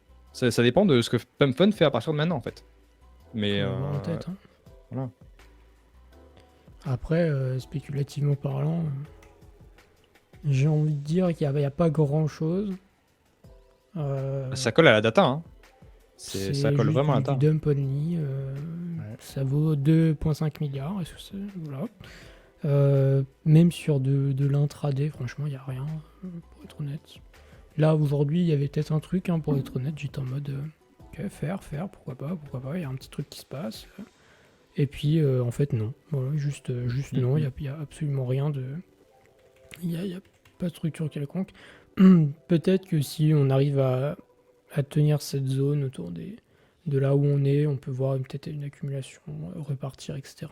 Mais so far, je pense qu'il faut juste le laisser là où il est. De toute façon, depuis qu'on a fait un ATL là, il fallait sortir en fait. À partir du moment où tu pars en découverte de prix, mais dans l'autre sens, tu sais pas où est-ce que ça va, et puis c'est du dump only depuis les 0,045, donc il n'y a pas grand chose à ajouter de plus. En termes de tokens, spéculativement, c'est mort. En termes de plateforme, on va dire que c'est pas la folie pour pas dire que c'est mort. Il faut voir s'ils arrivent à un petit peu relever la barre et relever le gouvernail. J'ai envie de dire. Tout à fait. Tout à fait. Tac, comme mantra. Quand même moins pire que mantra. Quand même. Pas abusé. Tac, bien écoutez, est-ce qu'on se ferait pas un petit peu de prix là pour savoir où est-ce qu'on en est? Sauf si tu avais des choses à ajouter, Joe, peut-être? Si, parce qu'on peut parler de Launchpad, c'est intéressant quand même, parce que c'est un truc que moi je suis tout le temps dessus, hein. Je connais très bien l'écosystème là-dessus. Vous allez là sur Pro, vous allez dans Launchpad, je trouve que c'est un très bonne truc pour un peu visionner. Donc ouais, on voit que Let's Bonk écrase tout, on voit que Pump galère, mais on voit que Jup Studio voilà, c'est assez intéressant de voir que Jup Studio se fait une petite place. On a Bags aussi qui se fait une place récemment. Voilà, ça permet un peu de suivre. On voit qu'en fait c'est un peu le bordel au niveau des launchpads. Il y a de la guerre un peu de partout. Le fait de voir en plus PumpFun se faire tacler, ça a donné beaucoup d'espoir à beaucoup de gens. Donc en fait, ça va être très intéressant à suivre. Et je pense que c'est quelque chose qu'il faut suivre parce que actuellement sur les mêmes coins, sur les tranchées, on est sur des niveaux très très bas. On se fait chier sa mère, à part ces quelques derniers jours, parce que moi j'y suis, hein, donc je peux vous le dire. Mais d'ici la fin de ce bull run, je pense qu'on aura des moments encore débiles et que c'est ces applications qui primeront le plus à ce moment-là. Là, c'est peut-être un peu tôt, mais en tout cas, surveiller en tout cas quels acteurs sont dominants, c'est intéressant, je pense. clairement. Voilà. Tac. Bien, écoutez. On va un petit peu regarder ce qui se passe du côté des prix cette fois, je pense. Parce que bon, on parle, mais ça dump pendant qu'on parle quand même. Donc il faut quand même s'y Ouais. intéresser. À regarder un petit peu ce qui se passe du côté de nos actifs préférés. Tac. Donc, on l'a vu un petit peu plus tôt, alors je vais revenir dessus juste après, mais pour le moment, j'ai envie de dire sur le SP500, aujourd'hui une journée noire, rouge, vous l'avez la couleur que vous préférez, avec un SP500 qui est venu combler son gap qu'il avait laissé à l'ouverture, c'était aujourd'hui, on est lundi, donc c'était aujourd'hui. Petit gap comblé, mais on est toujours en tendance, pour le moment sur le SP500, j'ai envie de dire, pas de problème à l'horizon. On commencera à s'inquiéter le moment où on perdra nos EMA 200 en 1 heure, donc c'est-à-dire que pour le moment ils sont autour des 6340 points, grosso modo. Si on commence à perdre cette zone, on pourra rentrer dans des corrections peut-être un peu plus profondes, mais pour le moment il n'y a pas d'inquiétude particulière, on va pas crier au top local ou quoi, ou qu'est-ce, clairement pas. Comme on l'a vu un petit peu plus tôt sur le dollar, on a un W daily. Weekly c'est un peu moche, mais on va dire à minima un W daily qui est en construction. Si on clôture comme ça aujourd'hui, il sera confirmé, vu qu'on aura une clôture au-dessus de ces niveaux-là. Alors ce sera un petit peu léger, il faudra voir ce que ça donne. Mais en tout cas, sur le dollar, on serait plutôt relativement haussier à moyen terme, j'ai envie de dire. Après l'envolée à la baisse qui nous avait fait depuis le début de l'année, c'est effectivement pas trop tôt. Et on pourrait aller revisiter différentes zones, on pourrait rapidement récupérer les 100 points déjà, ce serait déjà une première zone à 1%, on aurait les 101, les 103, etc. en tendance, et il faudra voir ce que ça donne. Quand on dézoome davantage, notamment contre l'euro, évidemment contre l'euro du coup c'est dans l'autre sens, on a évidemment un signe de double top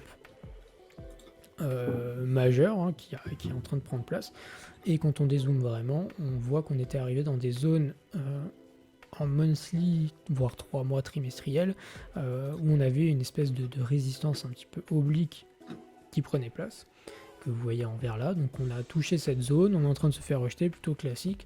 Il faudra voir ce que ça donne dans les prochaines semaines. Donc il est possible que le top qu'on voit ici à court terme, qui est violent en plus de ça, puisse se matérialiser dans des échéances de temps un peu plus grandes par la suite, et il faudra voir les conséquences que ça a de voir un dollar qui reprend de la force. Un prix du pétrole qui est toujours relativement bas, plutôt intéressant du côté de l'inflation, ça ne déplaît pas trop. Tac.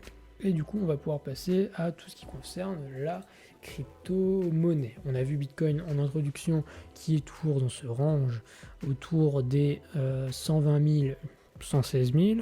On a eu une déviation en bas, par le sud, qui est venu toucher les 114 000. On avait pris nos liquidités on avait pris nos stops plutôt, qui sont autour des 115 000, qui étaient jusqu'à 115 000 $.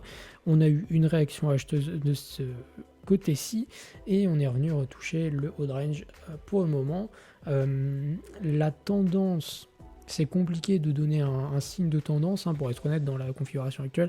On pourrait aller vite en besogne et se dire que ici on a une tendance à court terme qui a un petit peu faibli, ce qui serait pas totalement faux, mais quand on dézoome les bougies et qu'on se met en daily, etc., on voit qu'on est vraiment dans un range, et que la tendance est pas claire. Donc pour le moment, j'ai pas de contre-indication à dire que tout va bien, en tout cas pour le moment. On a quand même des altes qui dévissent, etc., mais j'ai envie de dire que sur BTC, Ether, etc., pour le moment, tout va pour le mieux. Si jamais on venait à avoir de l'acceptation sous notre bad range à 116 000, évidemment que, plutôt même sous les 114 000, où on perdrait notre tendance avec nos EMA 200 en 4 heures, on perdrait aussi l'imbalance ici. Si on commence à avoir de l'acceptation sous les 116, 115, on rentrera probablement dans une correction qui sera un petit peu plus importante, peut-être similaire à ce qu'on avait vu au mois de mai, où on avait eu un début de range qu'on avait ensuite un peu cassé par le bas avant de repartir de plus belle. C'est absolument pas impossible, néanmoins, du moment qu'on n'a pas cassé à la hausse ou à la baisse le range, il est bien complexe de vous dire ce qu'on fera demain, à part de dire que le prix ira vers la droite. Donc voilà pour BTC. Sur Ether, on l'a vu en tout début d'émission, on est toujours en tendance, pas de problème de ce côté-ci. On notera tout de même un ralentissement de la tendance. On va pas non plus dire que tout est rose, tout est beau. On a un ralentissement de tendance qui est quand même assez clair. On a des pumps qui sont un petit peu moins violents, mais on reste tout à fait en tendance. On pourrait très bien rentrer dans un range ici, par exemple, tenir de 3600 sur Ether. On a des zones qui sont extrêmement solides à tenir. Hein. Je pense que déjà le niveau des 3000, c'est un niveau qui, si on est haussier pour l'année, a peu de chances de casser.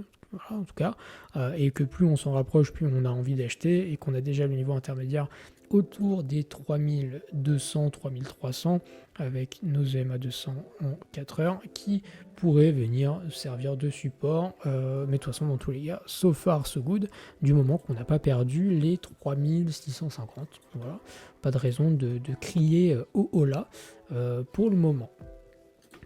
Sur Sol, on a vu en tout début d'émission, bien évidemment, le W Daily qu'on a validé. On a le retest sur la ligne de coup autour des 173, 175. Grosso modo, c'est une zone qu'on a envie de défendre, pour être honnête. Je pense que sur Solana, le downside est vachement limité par rapport à ce qu'on peut imaginer. Solana qui a récupéré un petit peu de force sur les derniers jours de manière modérée et qui essaye de se tenir pas trop mal. Tout ce qui serait entre les 170, les 160, etc., ce serait déjà des zones à défendre en tendance. Et c'est des zones sur lesquelles en fait on va aller chercher tout simplement un higher low d'une quelconque manière. Vu qu'on est en tendance, on va essayer d'acheter les dips. On a un 38.2 qui tombe sur la ligne de coup, je vous disais autour des 175, ça peut être une zone déjà sur laquelle on peut consolider sans jamais aller beaucoup plus bas.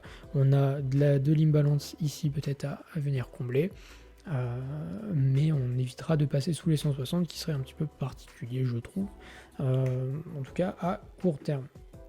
Tout ça bien évidemment en monitorant ce que nous fait BTC.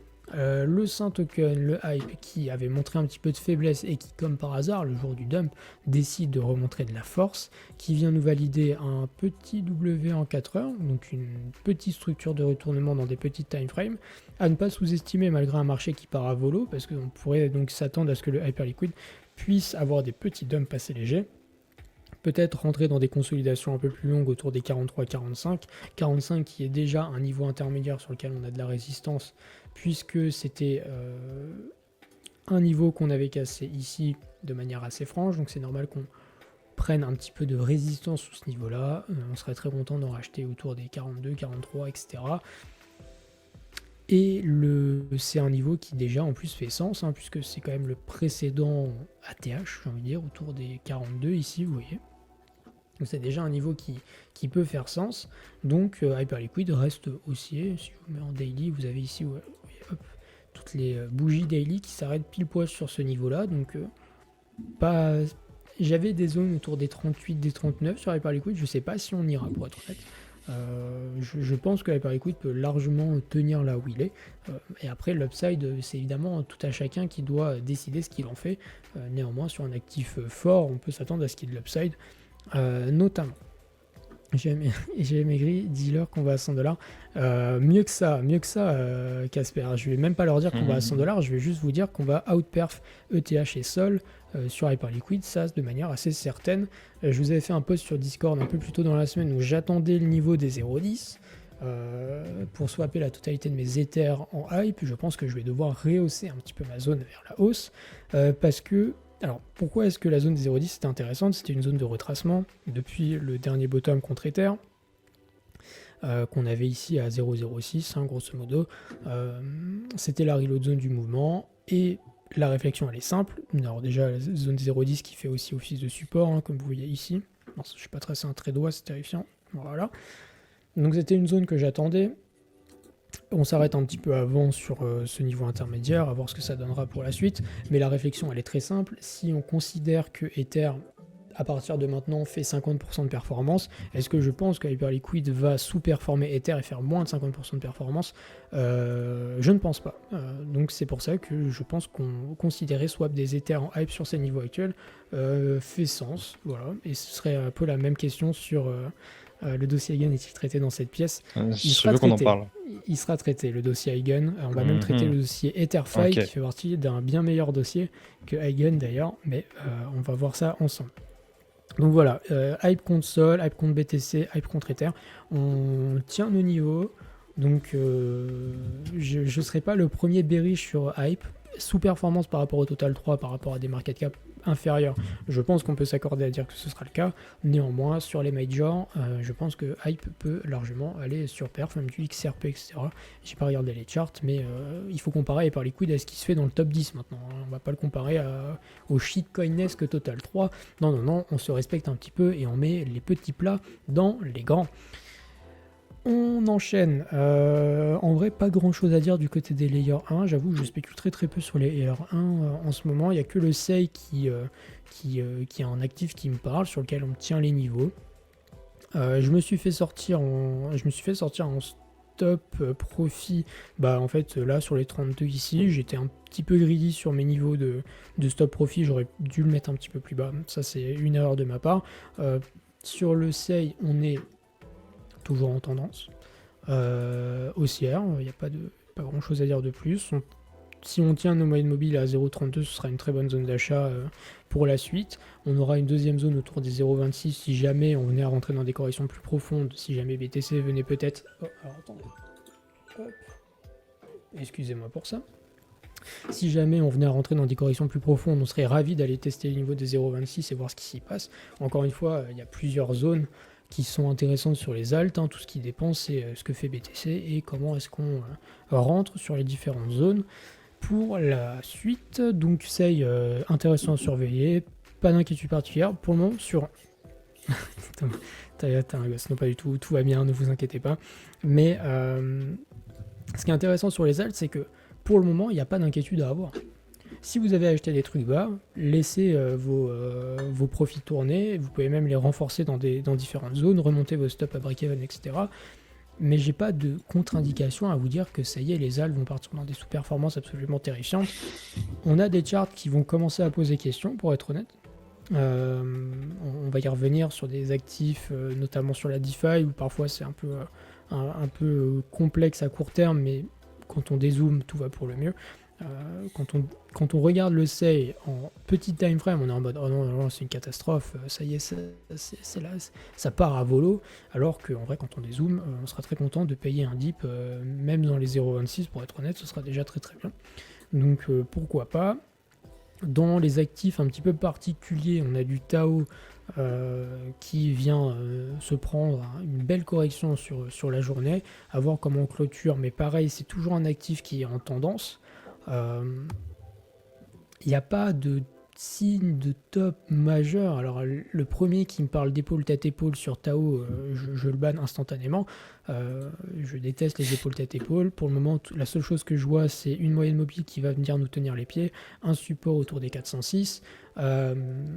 Si on doit enfoncer plus, on enfoncera plus. Et au pire, vous mettez un stop profit et vous essayez de rentrer plus bas. Dans les périodes actuelles, je pense qu'être bearish, c'est quand même un petit peu too much.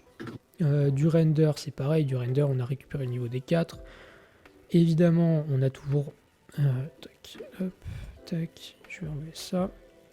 On vient se cogner la tête contre nos moyennes mobiles daily ici, qui nous servent de résistance encore une fois. On pourrait très bien rentrer dans des consolidations sur render autour du niveau actuel, sans jamais aller break beaucoup plus bas, ou alors rentrer dans une consolidation un peu plus longue, peut-être aller break un peu plus bas, mais dans l'immédiat, j'ai pas de trucs qui me disent ok, j'ai envie d'out les alts. Je suis en mode au pire ça se hold, au pire ça se relongue si on avait déjà long plus bas, enfin si on avait acheté plus bas, ça se desserre un peu plus haut, notamment. Tac, on a différents trucs qui se tiennent. On a du ENA qui est toujours en tendance, absolument rien à signaler, pas de raison particulière de... Enfin, quand je dis pas de raison particulière de vente, c'est qu'il n'y a pas de raison particulière à prendre trop de profit. Vous pouvez en prendre pour X ou Y raison parce que vous avez envie d'en prendre, vous avez envie d'acheter quelconque objet dans votre vie IRL ou que sais-je, mais termes purement chartistes, le ENA, il est très très loin de voir un top quelconque qui est tout à fait en tendance, c'est un actif fort, et on sera même content de payer le moindre dip autour des 54 peut-être, si on devait l'avoir, enfin, absolument rien de Alors, terrifiant.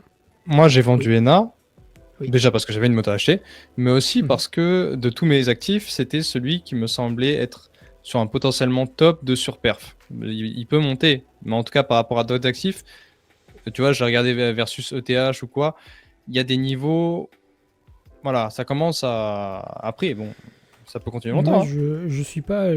Alors, je sais que toi, tu le fais beaucoup. Moi, personnellement, je suis pas du genre à chercher la surperf à tout prix Ah contre. oui, moi aussi, ouais. Sur les actifs, moi, tout ce que je vois, c'est un ENA qui est fort. Je vois même un ENA qui break ses tendances ses tendances baissières contre Ether, hein. Toutes ces fois où on s'était fait rejeter contre Ether, là, on vient de break. C'est plutôt des zones où on va aller vouloir tenir un support. Donc, même contre Ether, je pense que si on venait avoir un dip de la paire ENA ETH, ce serait plutôt même à acheter. Euh, Moi, tout ce que je vois, c'est un actif fort. Un actif fort, ça se tient dans la durée. Les runners doivent être gardés jusqu'à temps qu'on ait des invalidations qui soient quand même un petit peu inquiétantes. Notamment perdre les 53, ce serait déjà un petit peu inquiétant. Alors oui, vous allez me dire, oui, mais si je peux vendre à 64 et que tu dis qu'il faut vendre à 53 si ça baisse, ça veut dire que je perds 17%. Oui, mais ça c'est dans le cas où vous êtes plus... Enfin, si le marché part à volo. Qu'est-ce qui vous dit que ENA va pas refaire 35% plus haut et que vous allez au final sortir beaucoup plus haut sur une consolidation qui sera un range, on va break un range, etc. etc. Je suis pas certain que le scénario dans lequel vous sortez à 53 soit spécialement pire que celui où vous sortez un peu plus haut. Donc c'est pour ça que, étant donné qu'on ne peut pas savoir par définition ce que fera le marché demain, les actifs qui sont très forts, on n'est pas censé les vendre, on est même plutôt censé les garder, on est même censé les réacheter quand on a des dips, parce que pour une fois que vous êtes dans le sens du marché, profitez-en pour être dans le bon sens en fait, tout simplement. Par exemple, vous pouvez racheter du NA à 50, on va dire à 54, 53, il serait toujours en tendance, hein, ce serait intéressant. Et vous vous dites, si jamais on break les 52, je sors. Simple, il n'y a pas besoin de chercher midi à 14h, vous optimisez votre meilleur point d'entrée, vous sortez très rapidement si vous voyez qu'il y a des problèmes quelconques, et ensuite vous allez surfer, j'en sais rien, 75, 80, 90, etc. etc. Casper qui me dit tout est décalé en alt, c'est trop dur de manager ces sous-perf et sur-perf. Je suis totalement d'accord, déjà qu'on a du mal à faire des profits sur ces foutus tokens, on va peut-être pas s'amuser à les swap entre eux, c'est le meilleur moyen de se foutre le doigt dans l'œil jusqu'au coude. Donc voilà, typiquement le Hondo par contre c'est un actif sur lequel on sera en mode, quand on a break aujourd'hui, Hondo qui est un actif que je ne traite pas parce que je n'arrive pas à le lire et je n'arrive pas à le comprendre, et à chaque fois que je prends un trade je me fais SL, donc j'ai arrêté de le trader. Par contre ce que je vois c'est que c'est un actif qui perd sa moyenne mobile en 1 heure, c'est un actif qu'on voudra volontiers racheter plus bas et prendre des profits à 1,2 à 1,02 pour ensuite aller viser des 0,93, 0,94. Ça me semble intéressant. Tandis que sur le ENA, il est tellement fort en tendance que ça me semble prématuré de le faire, par exemple. Et c'est pour ça que c'est difficile de vous parler des altcoins, parce que chaque altcoin se regarde vraiment d'une manière différente. Par exemple, le Syrup sur Discord, pareil, on a long depuis, là, le prix qui est là, 0,44, 0,45. Il a fait une très belle perf. Jusqu'à encore ce matin, il était très beau. Il tenait ses petites moyennes mobiles, etc., autour des 0,55. J'étais en mode, so far, so good. Et on a commencé à perdre à 0,53, 0,52. Et j'étais en mode, on va attendre tranquillement. À 0,52, j'ai sorti, je crois, 70% de la position, 60% de la position. Et maintenant, on va attendre de voir ce que ça donne sur les 0,48, 0,49 pour voir si on a des supports qui tiennent, etc.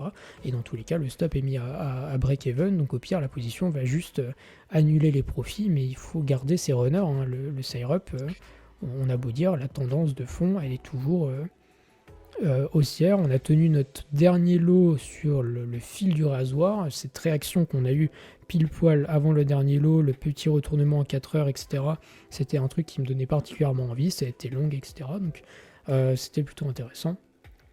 Après, tu vois, sur Syrup, je suis sorti quasiment au meilleur moment, sur Hype aussi, et je suis rentré sur des trucs qui font performer, bon, à part Pump. Mais par contre, ça me demande d'être là tous les jours, mais j'ai pas... Ouais, c'est ça. Tu vois, moi, j'ai pas envie d'avoir un truc qui a surperf pendant 2 mois et qui va passer 2 mois à sous-perf. Mais après, c'est mon truc. Mais Après, évidemment, c'est un risque de tomber sur un sous-performer. Donc après, c'est à moi de gérer. C'est ça. Et très Et honnêtement, oui. je pense que déjà, rien que gérer des positions simples, etc., et Et de toute façon, quand un truc sous-performe, c'est souvent que tu vas arriver sur des zones de profit qui vont être intéressantes. Donc pourquoi pas. Mais là, j'ai envie de dire, on est potentiellement parti dans un run. Alors commencez pas à dire ce que j'ai pas dit, je suis pas en train de vous dire qu'on c'est la saison ou que sais-je, etc. C'est pas du tout le but, mais qu'on est peut-être parti pour des hausses qui vont être un peu plus pérennes que ce qu'on a pu voir de une ou deux semaines, etc. Et que quand on a eu des bons prix, il faut un petit peu les garder et que on peut se permettre ne serait-ce que de voir des positions qui font juste 0% de profit en fait. Il y a pas de... On peut rentrer sur des trucs, on met, quand la position elle est bien partie, etc., on peut la racheter, on met des stop profits à 0%, et votre position elle fait 0 peut-être, mais au moins vous perdez pas, et vous essayez d'optimiser un maximum vos trades, parce que quand on a des bonnes entrées, il faut les garder, et surtout quand le marché vous donne raison, il faut aller dans le sens du marché, et ne pas hésiter à re-in des tokens de manière plus ou moins intelligente. Voilà. Le RR Temper, je trouve compliqué niveau cadence. Tu veux dire de swap les alts entre elles, j'imagine, Casper. Mais pas sûr. Donc voilà, on a vu Sireup. Et grosso modo, il y a quand même.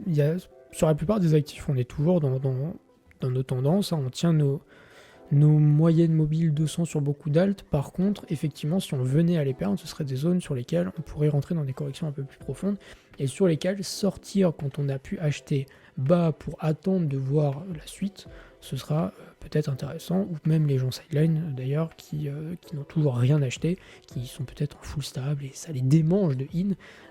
Il y a peut-être des choses à regarder de ce côté-là. On parlait un petit peu plus tôt de Eigen. Le Eigen en tant que tel, j'ai absolument pas envie de le vendre maintenant parce qu'il n'y a rien qui me donne envie de le vendre sur des grandes time frames. Je veux dire, quand on le regarde en daily, on a posé un premier bottom ici, on tient même un double bottom potentiel ici sur un niveau de Fibonacci, sur une reload zone haussière. C'est intéressant. On a notre petite consolidation ici sur cette reload zone qu'on tient de nouveau ici depuis la mi-juillet. Sur le Eigen, j'ai juste envie de vous dire que tout ça, c'est un énorme range et que on a juste envie d'acheter le plus bas possible du bas de range pour pouvoir le revendre dans une extraction haussière et ou dans le haut de range par exemple. C'est totalement possible. Et de toute façon, j'ai envie de dire, sur les alts, il y a 1000 plans différents. Vous pouvez acheter maintenant, vous dire vous allez revendre là-bas, vous pouvez acheter en bas, vous dire vous allez revendre ici. Enfin, moi, tout ce que je vois, c'est un token qui se tient. C'est pas des plus beaux non plus, on va pas se mentir, mais c'est au moins un token qui se tient et sur lequel j'ai de la confiance pour la suite. Et je pense que c'est prématuré de vouloir s'en débarrasser maintenant, clairement. On parlait, par exemple, AAV, c'est pareil. Le AAV, même si on a perdu un petit peu nos tendances à court terme, ici, par exemple, le peu que j'en avais, ça a été sorti parce que pareil, on perd en fait nos moyennes mobiles à court terme et on peut penser légitimement qu'on va aller se rediriger vers le bas et un petit peu plus bas pour pouvoir se repositionner, attendre de voir ce qui se passe, etc. etc. Pour le moment, AAV, alors oui, quand on regarde que cette partie-là, c'est pas très beau, mais quand on redézoome encore une fois, on a toujours un token qui est particulièrement fort et j'en attendrai pas spécialement un énorme dump. Et il faut voir ce que ça donne sur les niveaux actuels. Là, très honnêtement, c'est un peu le flou. Jusqu'à ce matin, j'étais en mode si jamais on tient nos EMA 4 heures, etc., ça peut être intéressant. On a notre imbalance un peu plus bas, là, autour des des 280, qui pareil est une zone intéressante. Et il n'y a pas spécialement de quoi s'inquiéter, même si, évidemment, il ne faut pas rentrer n'importe comment, il faut faire attention à comment on entre, etc., comme toujours. Le Etherfi, pareil. Pourquoi le Etherfi? C'est que je crois qu'il a une meilleure performance typiquement que le Eigen. Je crois qu'on regardait ça ce matin sur le Discord. Tac. Ouais, c'est ça. Une charte qui est juste meilleure. Les performances sont similaires, vous voyez, en période de range, hein, grosso modo, mais le Etherfi a juste eu un grand pic de surperformance et jusqu'à maintenant, il est même en tendance contre l'Eigen, donc ça veut dire qu'il surperforme de manière structurelle pour le moment. Donc s'il y a un actif à privilégier, je trouve que c'est le Etherfi comparé au Eigen. En tout cas, si jamais on devait choisir les deux, bien évidemment. Je ne dis pas que l'Etherfi c'est mieux que Eigen sur le fondamental ou quoi, je parle bien évidemment seulement de prix. Donc voilà, un Etherfi, pareil, on a envie de jouer un double bottom en fait. On est dans le ventre mou de notre deuxième jambe sur lequel on a envie de jouer un double bottom en fait. Ici, on a notre bottom, etc., meilleure zone d'entrée, etc., etc. Ici, on a notre 618 de Fibonacci, on consolide dessus de la même manière que le fait Eigenlayer, et ensuite on s'en extirpe. On n'a pas encore break ce high là. Par contre, on est toujours dans le plan de acheter ici pour typiquement aller le jouer là. Donc, toute cette zone-là, si on considère encore une fois qu'on est haussier sur l'actif, on est très content de pouvoir en acheter un peu plus. Le plus on en achète bas, par exemple dans les 1,03, le plus on sera content de au moins aller chercher un higher high, et peut-être même les 2 $ par exemple dans un premier temps. Je suis pas là. Enfin, les TP, on les verra plus tard. Là, on est plutôt orienté sur comment win de manière propre. Mais le Etherfi, moi qui est un actif que j'aime bien et dont la chart me parle, elle me murmure des mots doux à l'oreille. Le Maker, c'est pareil, c'est un actif qu'on oublie, mais c'est un actif qui est plutôt fort. Consolidation dans une imbalance, break de range. Tac, je vais enlever ça pour que ce soit un peu plus lisible. Break de range, paf, entre les 1980 et les 1840. On reteste le range, on consolide. Petite mèche de liquidation pour revenir à l'intérieur et sortir tout le monde. Et ensuite une extirpation haussière, une extraction haussière, c'est beaucoup mieux. Et après, si on a des retests dans les demi, pourquoi pas, hein, j'ai envie de dire. Hein. Le bottom est plutôt intéressant. Et Morpho, qui est un actif qui va m'intéresser particulièrement. Pourquoi? Tout simplement parce qu'on est dans la configuration type Solana avec un W en daily, weekly qui est validé. Donc, je vous apprends rien. Ici, ici, ici, ici. On a donc notre ligne du coup du W qui sera plus ou moins là où on est actuellement, grosso modo. Donc, c'est une zone sur le Morpho où on a envie de voir de la consolidation, voir le niveau qui tient, etc., etc., pour pouvoir se positionner. D'ailleurs, on avait ici une imbalance daily qu'on va peut-être venir combler. Il y a de l'imbalance un peu plus bas, mais on n'aimerait pas tellement y retourner. Mais si on y retourne, pourquoi pas? Il faut voir les réactions dans les différentes zones de prix. Ça correspondrait à un Fibonacci de 618, etc. Donc, dans tous les cas, sur Morpho, j'ai envie de dire qu'il faut buy le dip. On est dans une tendance haussière. Et on a envie d'acheter la rechargement de toute cette zone. En fait, on pourrait rentrer sur Morpho dans toute cette zone-là et mettre un SL plus bas ici, par exemple. Ce qui serait un plan tout à fait sain. Hein. Je pas de... Est-ce que j'ai le droit au bonheur? Tac. Rentrer dans toute cette zone-là. Hop. Tac. On met un stop ici, parce que là, ça pue du fiac si on y retourne. Et que sais-je, ensuite on va chercher un higher high, les 2,3 $ et plus si affinité. Ça c'est le bull run qui décide. Donc voilà pour ça, grosso modo. Et après sur Solana, il y a des actifs comme le JUP qui sont toujours en tendance. Est-ce que mes Vegas, voilà, qui sont toujours en tendance. Ça me fait penser un petit peu à des consolidations type Pendle qu'on avait vu notamment au mois de mai. On était ici dans nos niveaux, on avait beaucoup de moyennes mobiles différentes qui se croisent par ici. Et en fait, ce qu'on veut, c'est une consolidation à l'intérieur, tenir nos niveaux pour ensuite s'en extirper par le haut. Et c'est ce que JUP va nous proposer petit à petit, mine de rien. On va probablement rentrer dans un range qui sera autour des 0,50, 0,60 à minima. Donc, so far, so good, pareil. Iridium qui est juste tout à fait en tendance, qui tient son niveau pivot autour des 2,70 quand on dézoome, niveau qui est clé. Donc pareil, on a des choses qui sont ultra intéressantes sur différents horizons de temps. Grosso modo, l'idée ici, c'est de dire que sur les alts, de manière générale, je ne suis pas particulièrement baissier à terme. Oui, comme à chaque stream, le court terme, c'est compliqué. Le court terme, ça peut être... Enfin, sur le court terme, c'est possible qu'on se dise que on a une bonne entrée à ce moment-là. Et en fait, cette bonne entrée va se faire SL. Et en fait, la bonne entrée, elle sera un niveau plus bas. Et c'est pas grave parce que votre position, vous allez la réouvrir. Et les profits que vous ferez sur la deuxième position gagneront plus que la première position qui s'est fait SL par exemple. Enfin, il n'y a pas de drame à ouvrir une position, se rendre compte que, ah merde, on a peut-être été un poil vite en besogne, on ferme, et d'ailleurs, n'ouvrez jamais une position entièrement dès le début, hein, vous ouvrez une position petit à petit, ça vous laisse de la marge de manœuvre pour voir si votre thèse est bonne ou pas. Donc, moi, sur les altes, je vais rentrer tranquillement dans de l'achat plus agressif, petit à petit. On va attendre de voir aussi ce que fait BTC. Hein. Si BTC commence à me break son range par le bas, bon bah évidemment je vais pas commencer à acheter des altes à toute berzingue, mais dans la configuration actuelle, il n'y a pas vraiment de raison d'être particulièrement baissier. Oui, à court terme, encore une fois, si vous avez envie de prendre des profits, vous dites que vous pouvez acheter plus bas, c'est une décision que vous faites. Est-ce que c'est la plus EV+? Je ne sais pas, mais je considère que tout va pas si mal d'ailleurs, même sur le reste de l'année. Voilà. Tac. J'ai vu Magic qui disait Morpho, toujours attention aux libérations de tokens.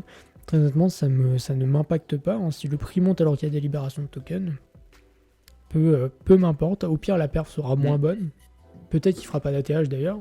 La question, c'est pas ça. La question, c'est d'abord, on gère l'entrée assez proprement, et ensuite, on voit dans un second temps, pour les TP, quand ça commencera à sentir mauvais, je pense qu'on est toujours plus dans des phases d'achat que de sortie, en tout cas à moyen terme, sur l'année, même sur des majors type BTC, ETH, etc., etc., même sur Sol, etc., plutôt que sortir tout ce qu'on a, etc., etc., par exemple. Parce que je pense qu'il y a plus de gens qui sont pas trop exposés que des gens qui sont très exposés.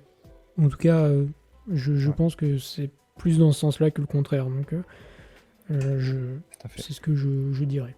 Voilà. Et puis, token libéré ne veut pas dire token dumpé. Si les investisseurs sont pas trop cons, il y a des chances qu'ils le hold au moins quelques mois encore. Aussi. En parlant de KuCoin, vous avez... alors oui, c'est vrai qu'on n'en a pas parlé parce que j'avoue que c'est suffisamment relayé pour qu'on n'en parle pas, mais si vous avez un compte KuCoin, KuCoin ferme ses portes en France. Il faut sortir les sous de la plateforme. Donc il faut partir. Voilà. Et vous allez ailleurs. Là, vous choisissez ce que vous préférez. Il y en a suffisamment d'autres pour avoir votre bonheur. Je sors pique du nez. Non, mais attendez. Bah, ça dure trop longtemps, moi, à chaque fois je m'endors un peu. Non, mais c'est pour ça, il va falloir que je fasse des streams. Dis juste à Free là, de me remettre la fibre optique, là, on n'en peut plus. Et on fera des streams où on parlera que d'alcoin. Je vous le jure, on fera que ça, on parlera entre nous que d'alcoin. Et ça, ce sera magnifique. Samy, ils sont sur autre chose après, on s'en rappelle.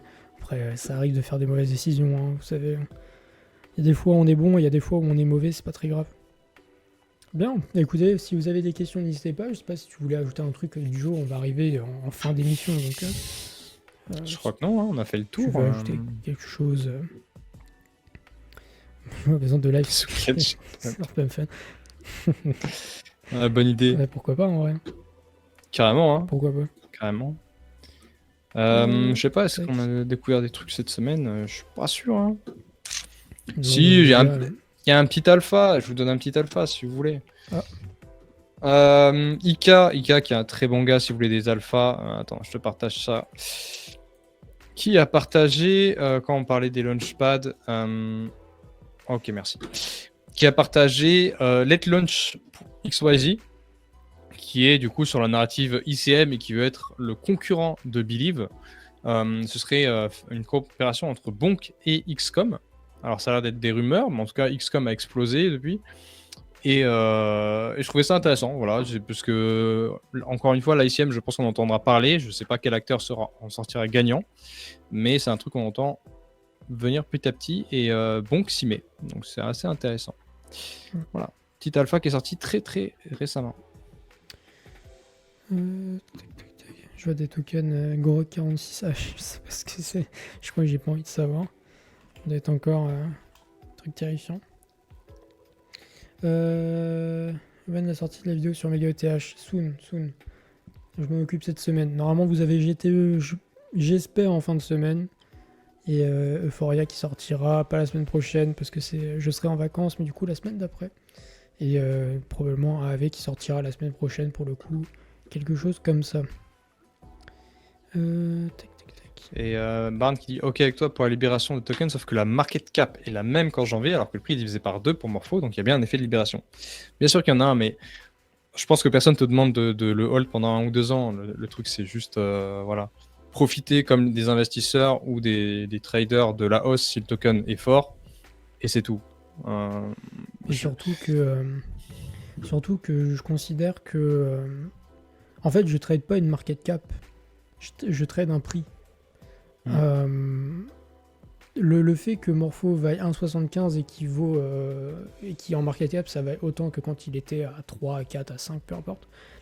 En fait ça m'intéresse pas, ça veut juste dire quoi? Ça veut juste dire que oui, avec le temps, Morpho au même prix vaut plus cher parce qu'il y avait moins de tokens avant.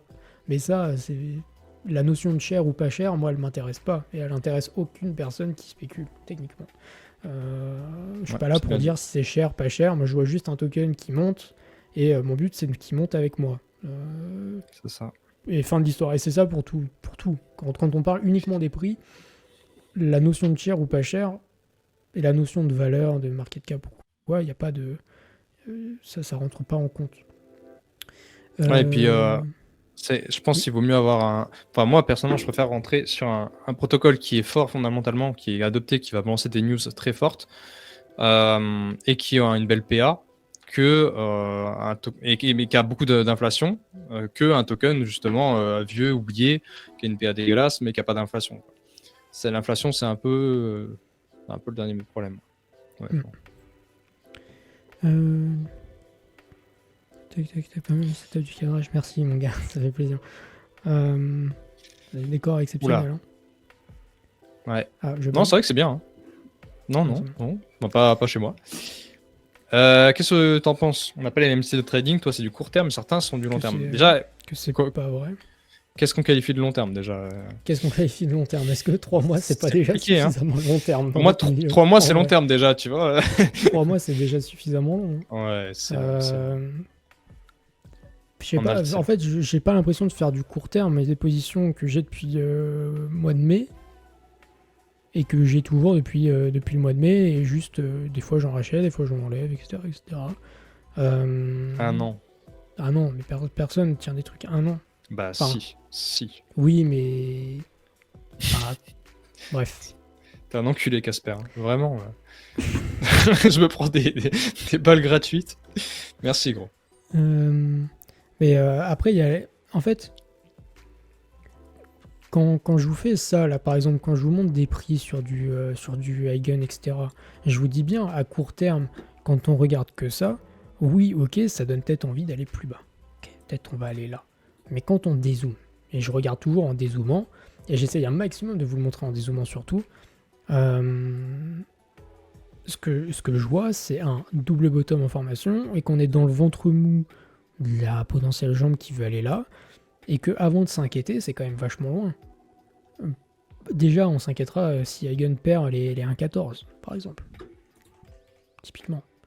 Où là, ça commencerait à être un peu gênant, mais dans l'immédiat, je vous dis pas en mode, les gars, tout est, on va tout à volo. Si je confondais les deux, je vous dirais, les gars, on sort tout maintenant. On se barre, on se casse, alors que c'est pas le cas. Arrête de faire mon bail. Non, mais Eigen va très bien, mais juste Ether5 va mieux, c'est tout. Il n'y a pas de problème là-dessus. Alors, en termes plus d'un an, est-ce qu'on devrait hold une alt plus d'un an? Vas-y qu'on clip un peu.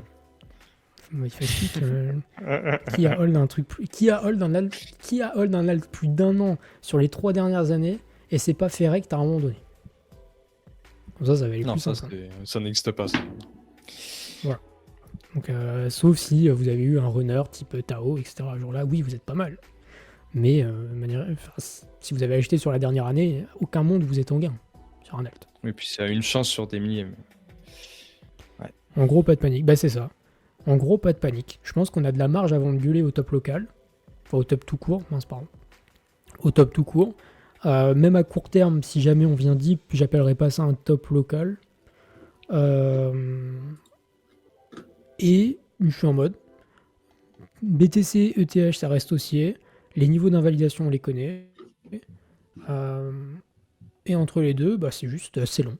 Et comme d'habitude, les gens vont encore perdre patience, vont avoir peur pour X ou Y raison, parce que ça va mettre du temps à se mettre en place, le temps que peut-être que ce sera à la mi-août, à la fin août, etc. etc. Ça peut durer un moment.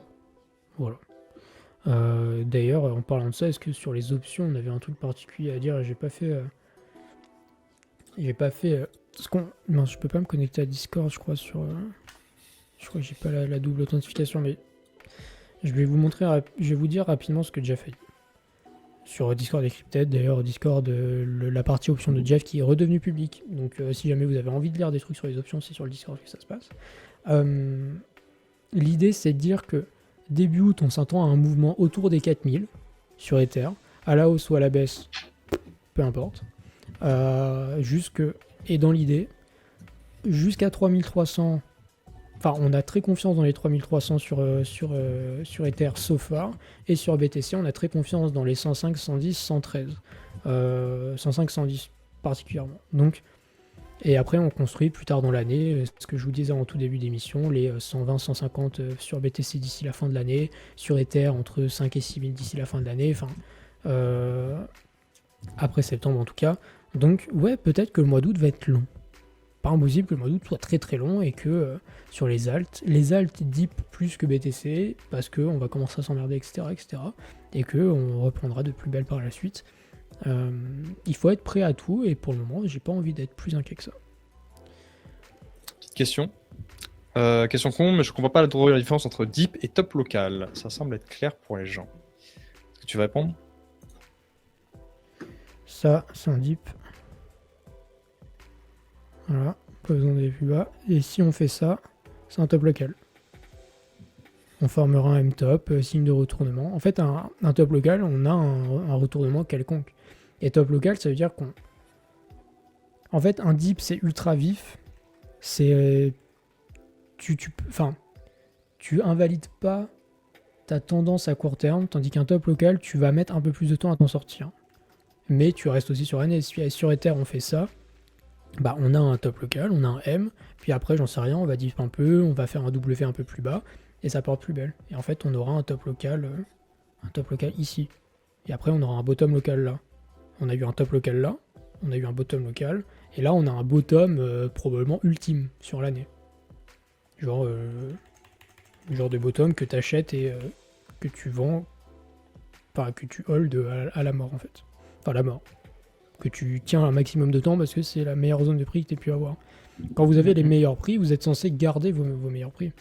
Pourquoi est-ce que vous allez vous emmerder à les vendre parce que ça dip un peu, etc. Il faut garder, enfin pas la conviction, parce que c'est pas une question de conviction, mais plutôt une question d'horizon de temps. Si vous avez acheté pour plus tard, du moment que tout va bien, bah en fait tout va bien, grosso modo. Début dans une semaine, oh, oui.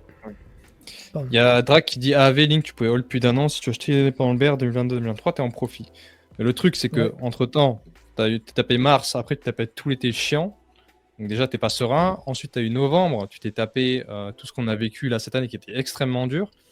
Alors que si t'avais vendu même février et même novembre plutôt que décembre, bah en réalité, tu serais plus serein. C'est un peu là où on se positionne nous, et on se positionne un peu à l'inverse de ce qui a été dit ces dernières années par beaucoup de gens.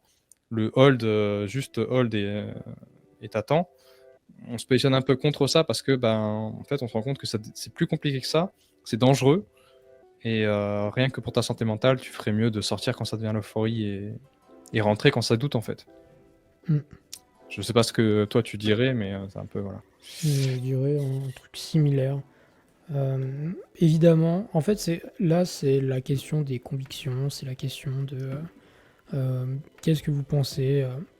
Enfin, évidemment, c'est très facile à dire. Oui, si vous avez acheté AAV à 50, aujourd'hui, si vous avez holdé depuis 2022, vous êtes en méga gain, etc. Évidemment, c'est super simple à dire. Et c'est super simple à faire pour quelqu'un qui l'a vraiment fait. Sauf que, je sais pas, il y a une grande partie des gens qui n'a pas acheté AAV à 50. Des gens qui l'ont acheté à 120, qui l'ont acheté à 150, et eux, ils ont une gestion différente. Si vous l'avez acheté à 50, le AAV, bah, ça veut dire que vous avez une tolérance à la baisse qui est bien supérieure à celui qui l'a acheté à 150, à 200 ou que sais-je, même à 100 d'ailleurs. Et il y a des moments où c'est bon de sortir, on se dit ok, bon bah pour le moment on sort des gains et on attend de voir plus bas. Il vaut mieux surfer 2 petites vagues que en surfer une grosse et se prendre les pieds dans le tapis parce qu'au final on sent rien par exemple. Il vaut mieux surfer de 50 puis, à 300 puis de 100 à 400 que surfer de 50 à 400 et au final jamais sortir et sortir à 200 par exemple. Enfin, et encore une fois, genre il n'y a pas de miracle sur les marchés, il n'y a que les choix que vous faites. Je suis pas là à vous dire c'est mal, c'est bien. Non, peu importe, chacun sa gestion, c'est pas la question. Il y a plein de manières de faire, il y a plein de stratégies différentes, etc. etc. Mais juste que je sais pas si le buy and hold c'est forcément le truc le plus sain sur des actifs que sont les alts. Ouais. Et puis là, tu as un AV à 300, mais ça veut pas dire que tu vas le vendre à 300 non plus. Ça se trouve, tu vas encore attendre. Et le problème, c'est qu'à partir du moment où tu t'es mis. C'est Froggy qui m'a appris ça, j'ai trouvé ça très intéressant. C'est qu'à partir du moment où tu es toujours en buy and hold, tu n'as pas l'habitude de sortir. Et du coup, tu vas être le dernier à sortir. Froggy, il m'a appris sors au moins une fois, ne serait-ce que pour prendre l'habitude. Et après, c'est vrai qu'en plus, tu prends goût, parce que tu sens une sorte de relâchement de pression qui est très agréable. Et le jour où tu auras besoin de sortir, tu le feras beaucoup plus rapidement. Ce sera plus un réflexe. Tu ne seras pas en train de te poser la question est-ce que je vais rater un truc, machin, parce que tu l'auras déjà vécu. Tu auras déjà vu que peut-être que tu as raté un truc sur les quelques semaines qu'on suivi, mais pendant les semaines d'après, c'était très très cool. Juste le faire, au moins prendre le réflexe, quoi. Ouais. Après, on verra. Il y a des cryptos qui vont avoir avec le crypto euro. Pas compris la question. C'est Inia qui a écrit ça, c'est normal. Ah ouais? Non, c'est juste qu'elle a une PPIA. Ah pardon. Elle a un nom d'IA aussi. Ah, pardon. Pardon. J'ai pas compris la question là. Et d'ailleurs, on parle des profits, mais on parle aussi des pertes. Hein, si jamais. Oh, intéressant.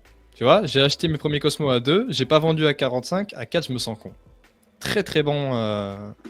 Oui, mais tout le monde l'a fait, hein. T'inquiète pas, Benoît, tout le monde l'a fait.